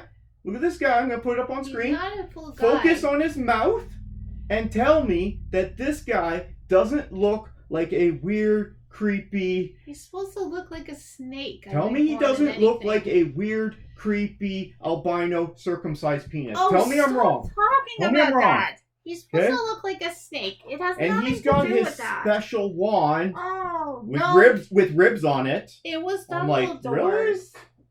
So, he's back and he's waving his special wand around. There's definitely some Harry Potter marketing with the roller coaster scene. I think there is a Harry Potter ride at Universal Studios.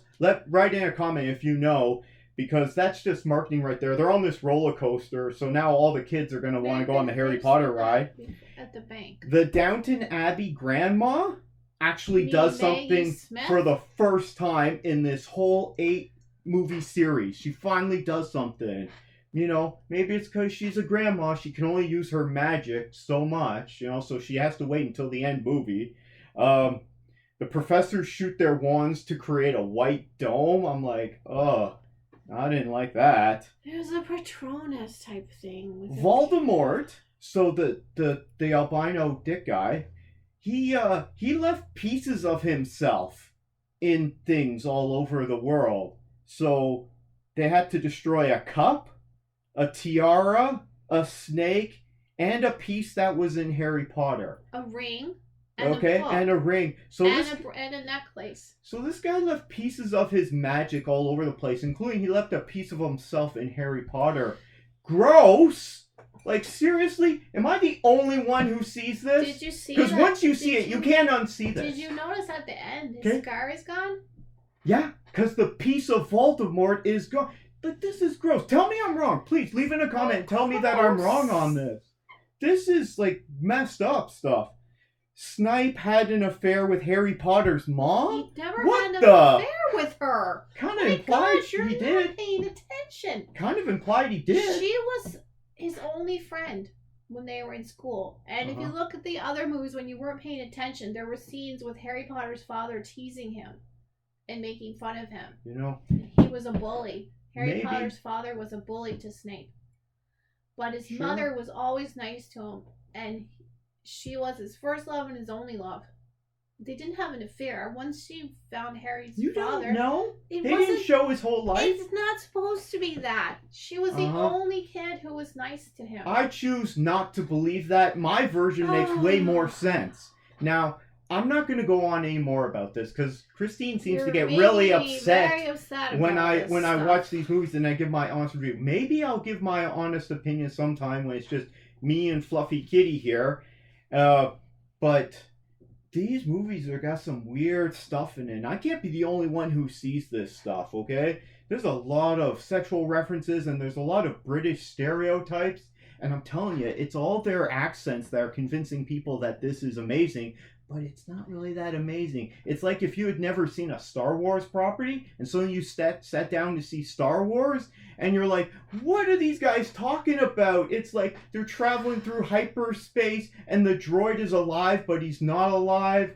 And you're like, what? And they're using this magical force thing. What is this nonsense? It's the same thing. Okay, but in this movie they use the accents to really sell it. I don't think so. But this is probably my least favorite one. Okay, this would be my most favorite one. It had a nice, quaint ending. I can't really remember it, ending. But it was nice and quaint. I mean, they didn't look like they were 20 years older. Also, why is it 19 years? Why don't they just say 20 years? Why does it have to be 19? I don't know. Why 20 years is like... That just seemed like a weird number. Why is it 20 years? That just seemed like a weird number.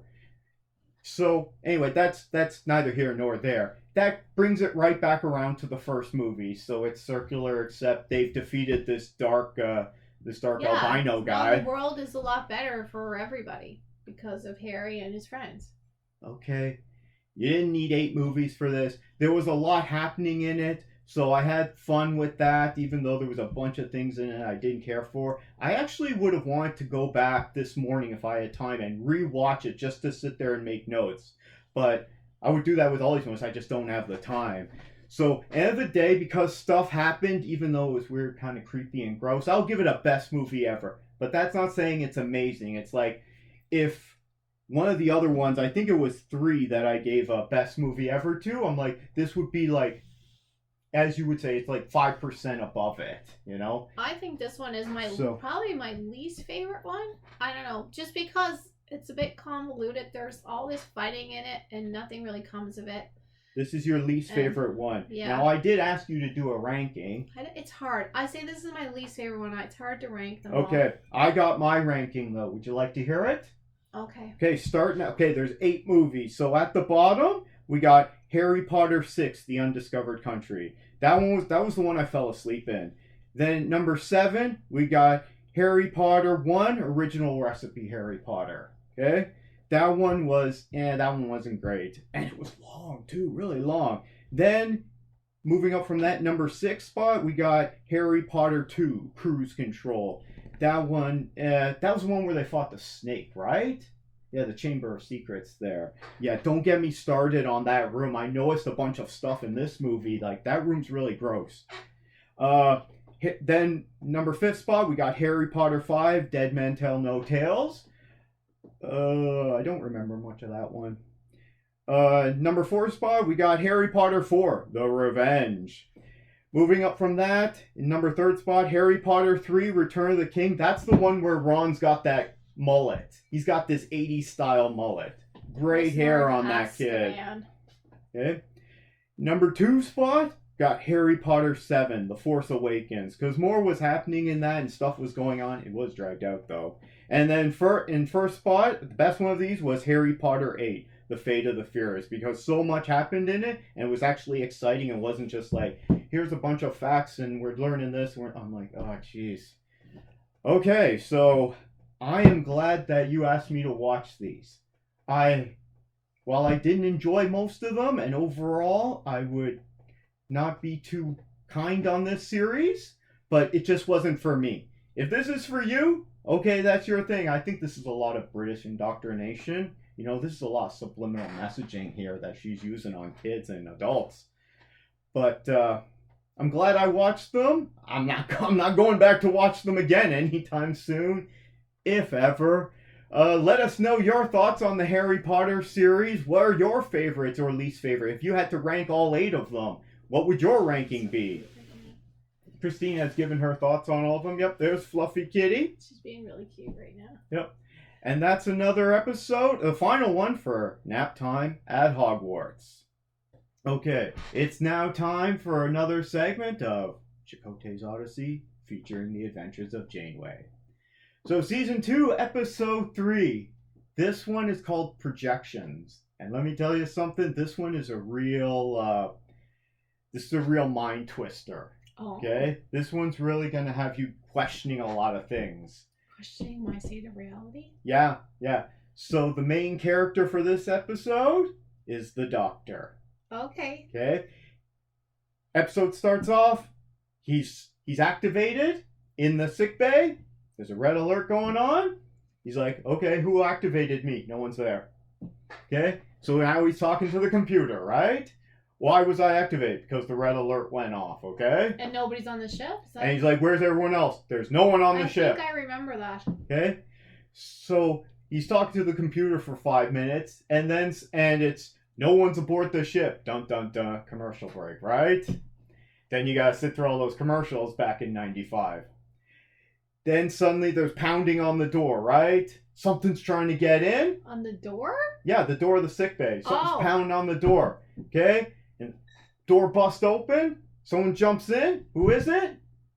It's B'Elanna. Okay, last action hero. Angry? She's always angry. Okay. Okay, so apparently the computer's lying to him. And the sensors are off. Yeah, so B'Elanna, so everyone had to abandon ship because the Kazon attacked.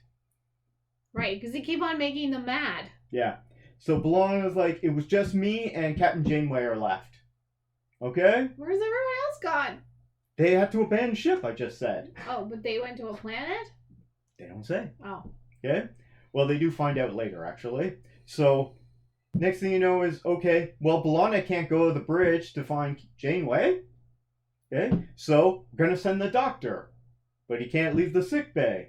Don't worry, B'Elanna's got this all covered. Goes on for about 5 minutes that we've been doing work for weeks now to put projectors in key areas so we can just transfer you there. He doesn't get his hollow emitter, though. No, but okay. he was not informed of this at all. Which, that doesn't make any sense. Anyway, so they're just able to deactivate him in the medbay and suddenly he appears in the bridge, which is all destroyed and Janeway's unconscious. So he rescued her. So this is one of those things where you're meeting one character at a time, right? Everyone gets their cameo. Wakes up Janeway. She's still got her big hair, but it's a complete mess now. Oh no.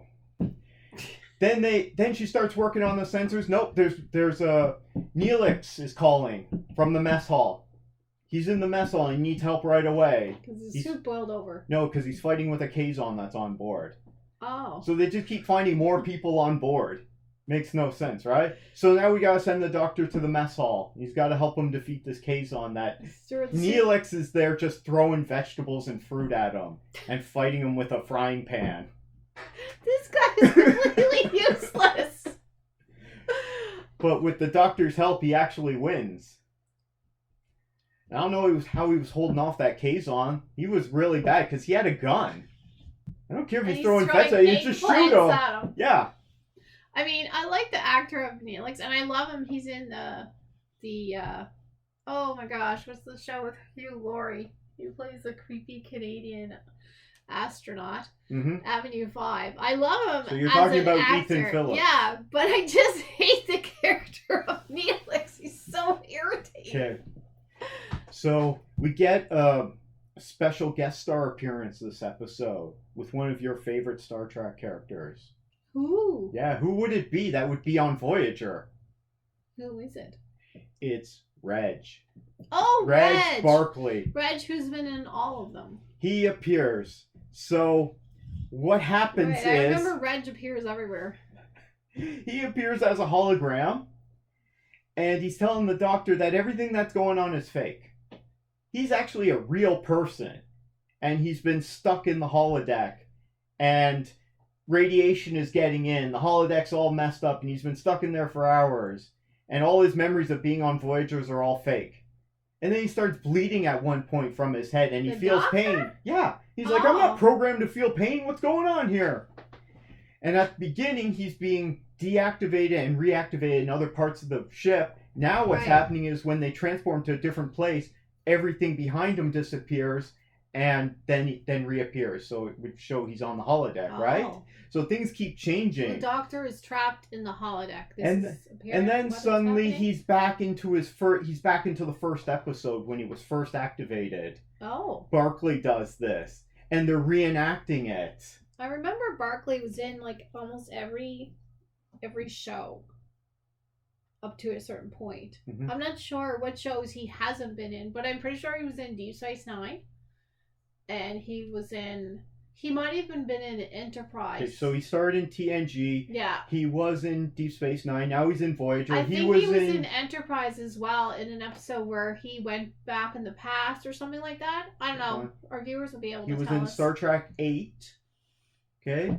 I don't know if he was in other series. But getting back to this, the Doctor keeps, as soon as he keeps waking up, this is like, he's in a dream, and then suddenly he wakes up. No, this is what's been going on. You're in a dream. Then he wakes up again. No, you've been in a dream this whole time. So he ends up meeting Tom Paris and Harry Kim when he's back in the first episode, when he was first active, when the emergency medical program was activated. And so that's where they appear.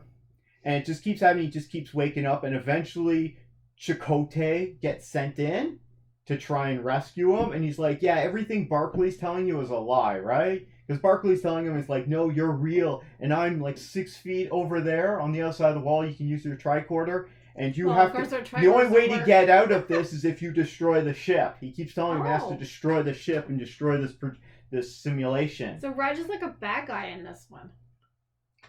No, he's always a good guy. But Chakotay comes in and is like, no, this is what's really happening. Okay, you just gotta hold on longer. And then suddenly, who busts in? It's his wife. Who's his wife? Cass. Cass is whose wife? The Doctor's wife, because he's a real person in this. But isn't she supposed to be Neelix's girlfriend? Yeah. Well, they're never together in any of the episodes. But in this weird holodeck simulation thing that's going on, but we don't know. Is it a dream? Is the holodeck so the Doctor's malfunctioning? Confused as to his reality. And then he keeps waking up and it's something different. So Chakotay tells him he's just got to hang on, and then they do, and the program resets, and he wakes up, and they're like, this is what happened. And then he goes back to work and everything, right? Okay. And he starts cataloging it, and then things start going wrong again. And you just keep kind of falling more down to the rabbit hole. And then eventually he wakes up at the end. It's like, no, this is the real one. You're good now. Like, okay. So you don't know whatever happened and why did Reg get there. And... Apparently they were testing him in the they wanted to put him in the holodeck. That damn holodeck again. And they wanted to be able to move him there so that they could train him to do stuff.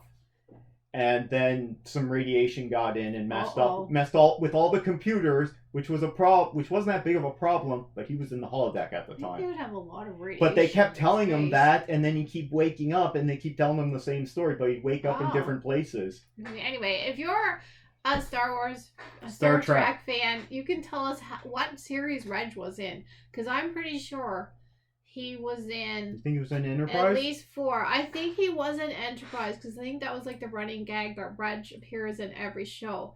But I don't think he's been in Discovery, and I don't think he's been in Strange New Worlds.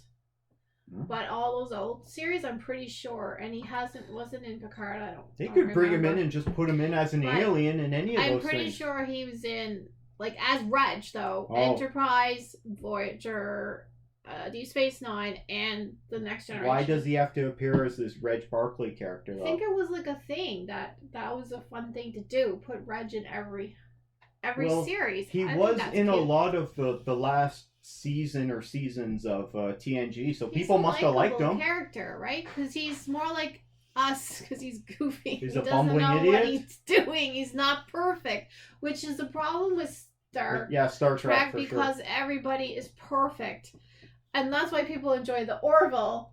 Because they keep on saying we gotta get some better people. Yeah, because they keep making mistakes, and even though this is the D team on Voyager, they're still like these perfect people. Although B'Elanna's really bad at her job. Right. Tess seems to be pretty useless. I don't know if he was in the Outer Decks. Neelix is a bad cook, and that's always the thing. I'm sorry, I don't think he's been in that, but I could be wrong. Okay. Anyway, you fans out there, let us know. Yeah, let us know your comments on this, and also on Star Trek Voyager. We want to hear from more people. This has been another exciting episode of Chakotay's Odyssey, featuring the adventures of Janeway. Next, I'm going to review the final episode for Barry Season 4. So this is also the series finale. It's called WOW. Yeah, that's one word for it. I just finished watching it. I have to watch it on Monday because Sunday night, by the time it comes out here, it's like early in the morning. So, just finished watching it, and my initial reactions are this show just kind of devolved into a lot of nonsense and craziness at the end. Because this season, oh, by the way, it's a spoiler review, so if you're watching this and you don't want to be spoiled, what are you doing here? So, you've been warned, and I'll put the spoiler alert up. This season has just jumped from the regular timeline that we were following for the first 3 seasons, and then it jumped 8 years ahead. And so that's where it picks up again there, where with the cliffhanger from last episode. And then it jumps ahead again like another 5 years or something. Okay, it says years later. It doesn't say how much. I'm guessing it's probably 5 years, maybe 6, going on the age of the kid there. So this just went really crazy at the end because suddenly there's a big shootout between Hank and Fuchs. There's Fuchs wants Hank to admit that he killed Cristobal. I don't see, why would he want that? What was Cristobal to him? Fuchs has changed a lot, and then at the end he's helping out Barry for the last time. Meanwhile, is he trying to make amends for how terrible he was to him? I don't know. Sally goes off and she survives the big shootout as well. It's just the 3 of them, Fuchs, John, and Sally. Mr. Cousineau gets vilified as the villain in the end. So they're reopening the case and he's a suspect. And I mean, big spoiler here because Cousineau kills Barry, which I thought Cousineau was probably going to shoot himself, and maybe that was his intention, but then when he found out Barry was there, he shot him. So that kind of solidified himself as a suspect, even though he didn't. Did he do a lot of bad stuff before? I don't remember. I don't remember him doing that. I don't think he wanted his girlfriend killed or any of that. I mean, Barry going into he's essentially going into Walmart there, pissed off, and he's like, guns, I want all the guns. And the kid's just sitting there like, yeah, what ones you want? I don't care. I'm not an American, but that's definitely some social satire there. I'm sitting there, you can just walk into a Walmart or wherever and just buy as many guns as you want. And then he's walking out with all the guns. You can see he's even got the clips in them, and he's got all the ammo belt, and he's just walking out through the toy aisle. Okay? He's brushing up against moms with their kids in the toy aisle, and he just walks out, paid for him at the gun counter, just walks right out. No one says anything. No one stops him. That seems a bit odd to me. I don't know. We don't see stuff like that here in Canada. So that was crazy to me. I mean, it's supposed to be funny, but that's some real dark humor there. Because it's not funny. It's like, this really happens. Jeez. So Barry is killed. Gene's portrayed as the villain, and that he shot his son on purpose and used drug money to buy his son a house. Yeah, so that didn't work out well for Cousineau at all, but really, wasn't he more of the victim, or did he just kind of just get swept up in everything? Then what do we got? So John sees this movie that's made called The Mask Collector about Barry, and so that's a really interesting version of the story because, as I'm saying, it goes from the main timeline, then it jumps 8 years, then it jumps 5 years, and then we're seeing this movie that's supposed to be retelling the events. So are they saying, and it's complete nonsense, really, is what it is. They're casting like this good-looking actor to play Barry, and Cousineau is the villain. and it makes him seem like Barry's a tragic hero who had to get out from under Mr. Cousineau, who was causing all these problems and manipulating everything. Just complete nonsense. So are they saying that Hollywood doesn't get it right, or that history is written by those that are still alive? And I don't know what they're trying to comment on there. Sally's ending was nice. She gets away with her son. And, I mean, she's by herself, so she's a single mom. But she doesn't have to be. That's her choice. And so she becomes a successful high school student. She's a high school teacher, a theater teacher. And she's pretty successful at it. Everyone really enjoys her productions that she puts on. Okay. If she was really good at it, why isn't she actually directing plays or community theater or something? Oh, well. So, in a sense, so my theory about how this was all just in Barry's head and it's all going to come crashing down, well, I would guess I was completely wrong on that. But they didn't explain why Sally was seeing blood when she went to go talk to the officer. Is that just some programming that Barry put in her? I don't know. Or was that just in her own head or from drugs or alcohol? They didn't really explain that. If you know the answer, leave a comment down below. Let me know. So, Gene has been... So he watches... Hold on. Years later, Sally has become a respected high school theater director, while Gene has been sentenced to life in prison, and Barry has been laid to rest in Arlington National Cemetery with full honors. Holy jeez. So really, this show ultimately is about... I mean, it's about mental illness and PTSD for soldiers, I guess, because he's a veteran, he's all messed up. And so is Fuchs there. But Fuchs also used him and was pretty crappy towards them. So there's a lot of messaging in this. But just on the surface, it appears to kind of evolve into nonsense. Maybe I'm not quite sure how I feel about this ending for this series. I mean, didn't really wow me there. There's a lot of commentary. I don't know, is the people enjoying this? I'm kind of at this point. Not so much. Maybe sometime in the future I'll go ahead and rewatch this whole series from start to finish, because it was really good and I can see myself watching it again. Well, those are my final thoughts there for the series finale of Barry, season 4 episode 8, called Wow. Those are my thoughts. Let us know your thoughts down in the comments below. Did you enjoy this? Did you not? Did you like this series overall? Let us know down in the comments below. It's now time for Chakotay's Odyssey, featuring the adventures of Janeway. Okay, what do you have for us this time around? You don't sound excited about this. Well... You know, I've been watching the old ones, our segments on this, and they're hilarious. Especially when I watch the first ones, because you're just angry and arguing with me on everything. And as soon as you tapped out from watching it after episode 4, season 1 by the way, and you were so much happier then. You're so much happier just going along with, what's happening now? Why are they doing this? Why are they being so dumb? Instead of having to watch Why don't their tricorders ever work? Why don't they have a science officer? Two big questions. I watched season 2, episode 4. It's called Elogium. I don't know what that means.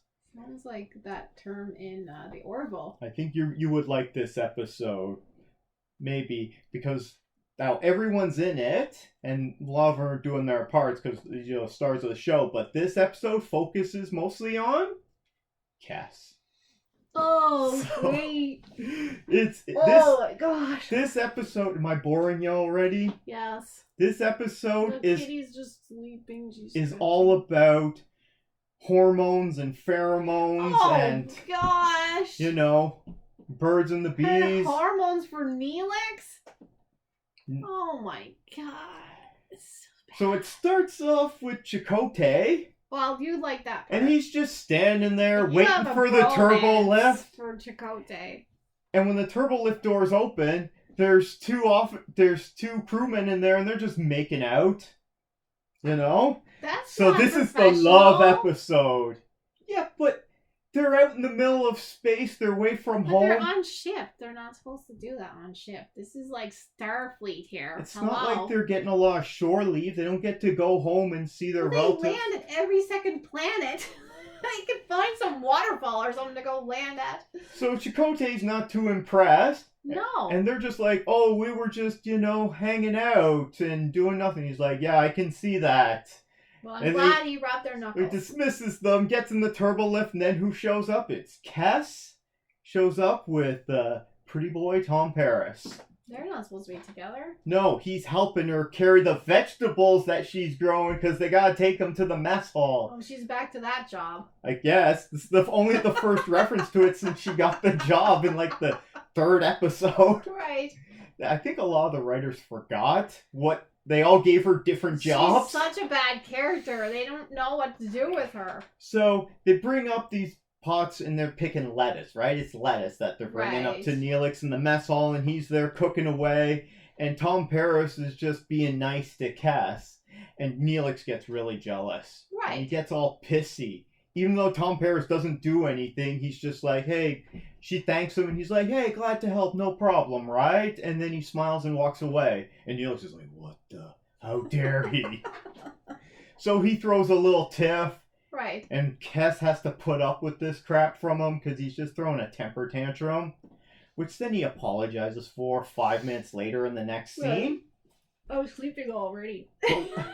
But the side story is, as they're flying along to the Alpha Quadrant, they come across, it's, what's his name there, Mr. Perfect Hair, Harry Kim. Comes up with, he's like, Captain, there's a magnetic disturbance off the port bow. And they go towards it. Let's check out the magnetic No! disturbance! Why?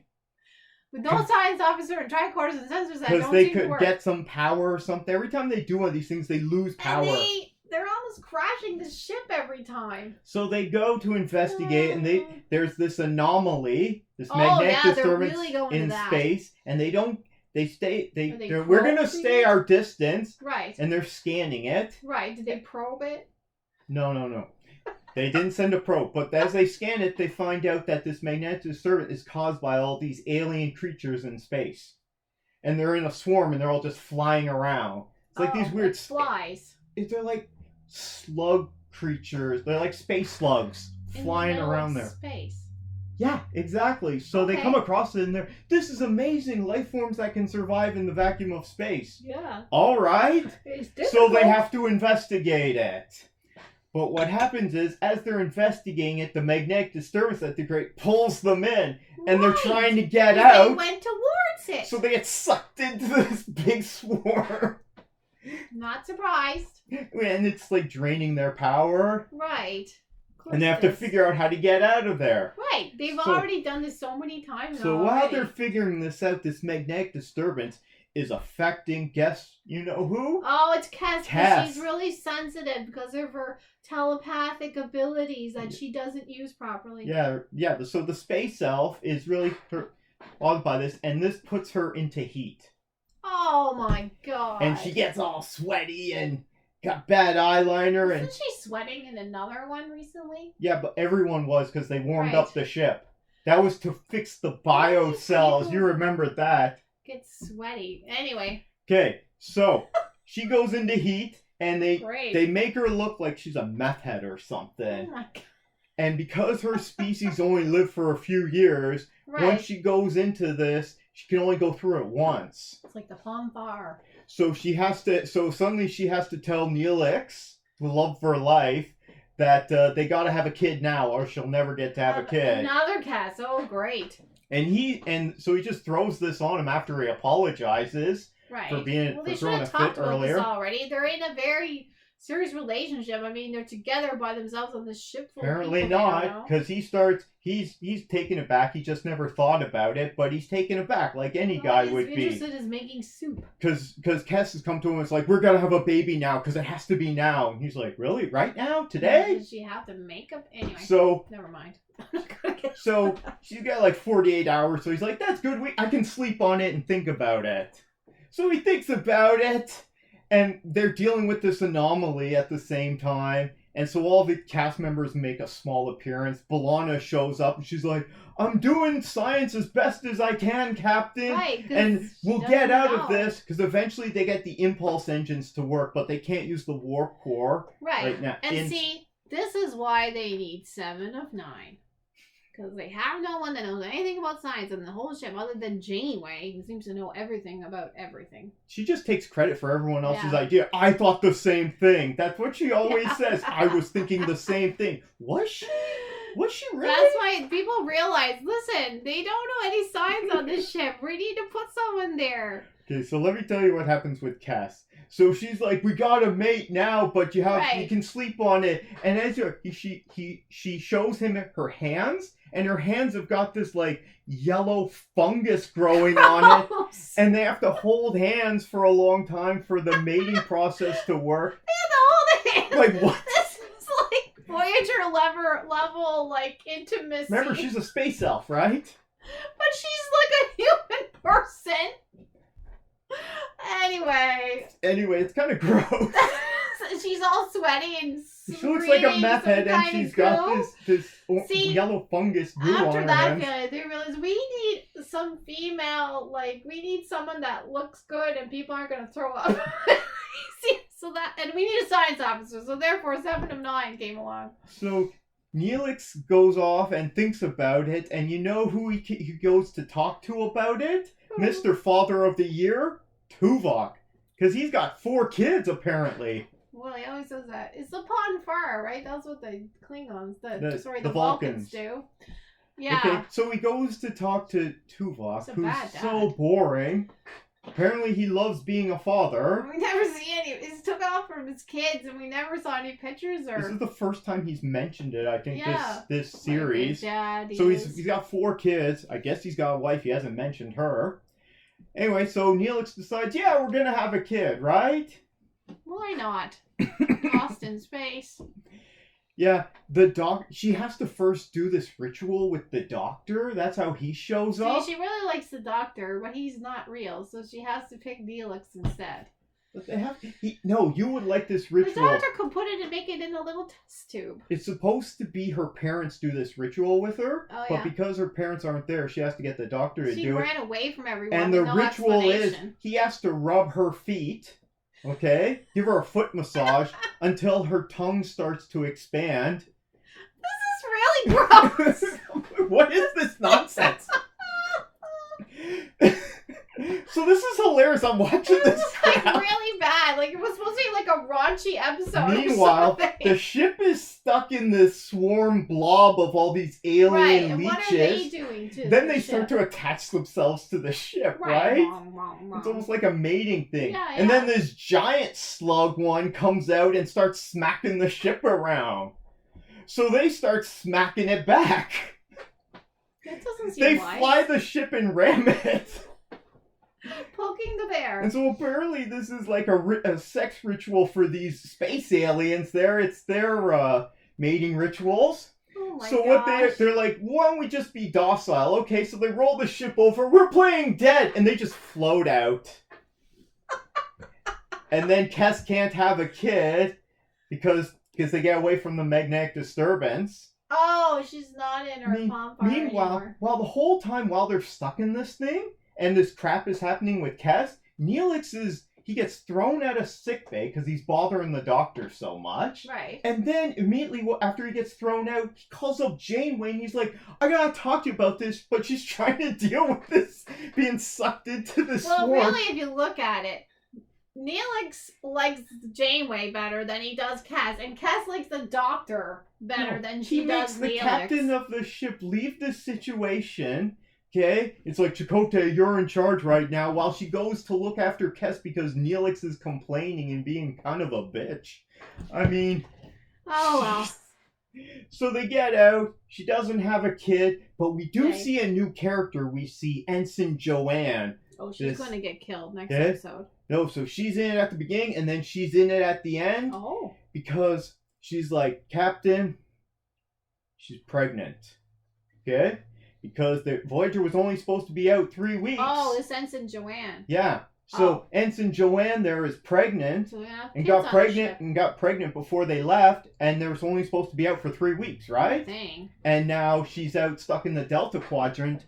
And Chakotay and Janeway have this whole conversation about, is this appropriate, like you were saying, these officers making out in their uniform on the ship? And she's just like, look, this is our only community. These are the only people we have. We have to interact with each other. But not in the ship in public. And then they have a conversation about, we're going to need to like replace crew members like multiple generations in order to get back to Earth. If they don't lose all their power to anomalies and space swarms and crap. And they keep on diverging off the path. So, yeah, and they're like, let's check out that planet. No, let's help out this civilization. Distracted. Like, as soon as they mention magnetic disturbance, it's like, set a course for it. It's so dumb. I had a fun time with it. And yeah, it was a little bit gross, but it's still funny. Star Trek tries to do sex, and this is what you come up with.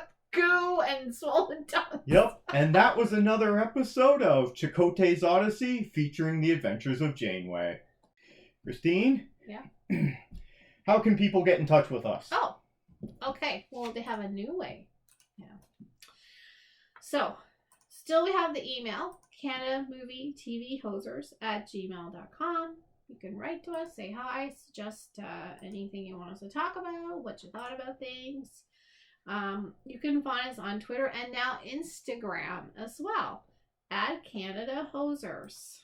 And you can find Gregory on Twitter @St.John'sCritic, and like and subscribe. Yes, if you could give us a thumbs up, that would be really good. That'll help us out for any of our videos. Yeah. Only got one comment here right now. So this was on, I already posted the review for Barry that came out last Sunday, the season finale. Oh, yes. Which is part of this episode as well. I did like this season. And I got a nice explanation from Eagles Bama F123. Was he explaining all this random stuff that wasn't making sense with Barry and Sally? Because I'm still confused about some of that. No, he sent in a previous comment and I thanked him for it, but it was a lot of spoiler stuff in case people hadn't caught up yet. Okay. So I didn't want to read it out. He said, I thought the finale concerning the 30-minute episode went off as well as it could have hoped. From an American's point of view, the Walmart gun purchasing was peak dark social commentary. I definitely agree on that. It says a lot about our current situation, especially given the proximity of the weapons to the toys and games. He walked through the kids' It's right there. toy aisle. They showed that, I think, another time. And he can't even get in his car because he's got so many guns on his back. Yeah. And the lack of shock by any of the shoppers to Barry carrying multiple weapons says a lot about our current culture's desensitization. I'm happy to be American, but what gives me more pride is that we openly mock ourselves, and hopefully that translates into self-reflection. Yeah, good point there, buddy. He also goes on to say, I was completely wrong in my prediction that it was only in Barry's head. Yeah, me too. But he did get the fate he earned. Also agree. And I also like that Kusino was made to be the scapegoat and driven to murder. He didn't deserve it, but it did make for a Hollywood ending. That is what this show is all about. Plus, then they had that wacky Hollywood movie that was completely off base. Of course, it's spoilers for Barry, but it's been out for a week now. I liked the last episode. I just found some of the episodes before that, there were things in them that weren't adding up for me. I don't understand why the cop had blood in his eye. Why she saw this shadow behind her. They didn't explain it. I talked about it in my reviews, and I think it was just programming from Barry that he did that to her. But they didn't explain it or give any other indication of that. They were paranoid, perhaps? So, I mean, still, I said overall it was a good show, and I'm going to rewatch it again. I really did like the show, but I found some of the episodes this season were weird. Yeah. So that's our thoughts, but thank you very much for your message there, Eagles Bama F123. I want to shorten the name a little bit there. Yes, Canada Movie TV Hosers. That's the name of the show. I should call it Canada Movie TV Couple with Fluffy. Hosers is funnier.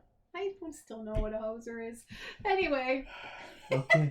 Thank you very much for tuning in. We really appreciate it. We're getting some more subscribers. We're over 70 now, so... Ooh, thank you. Wow. People.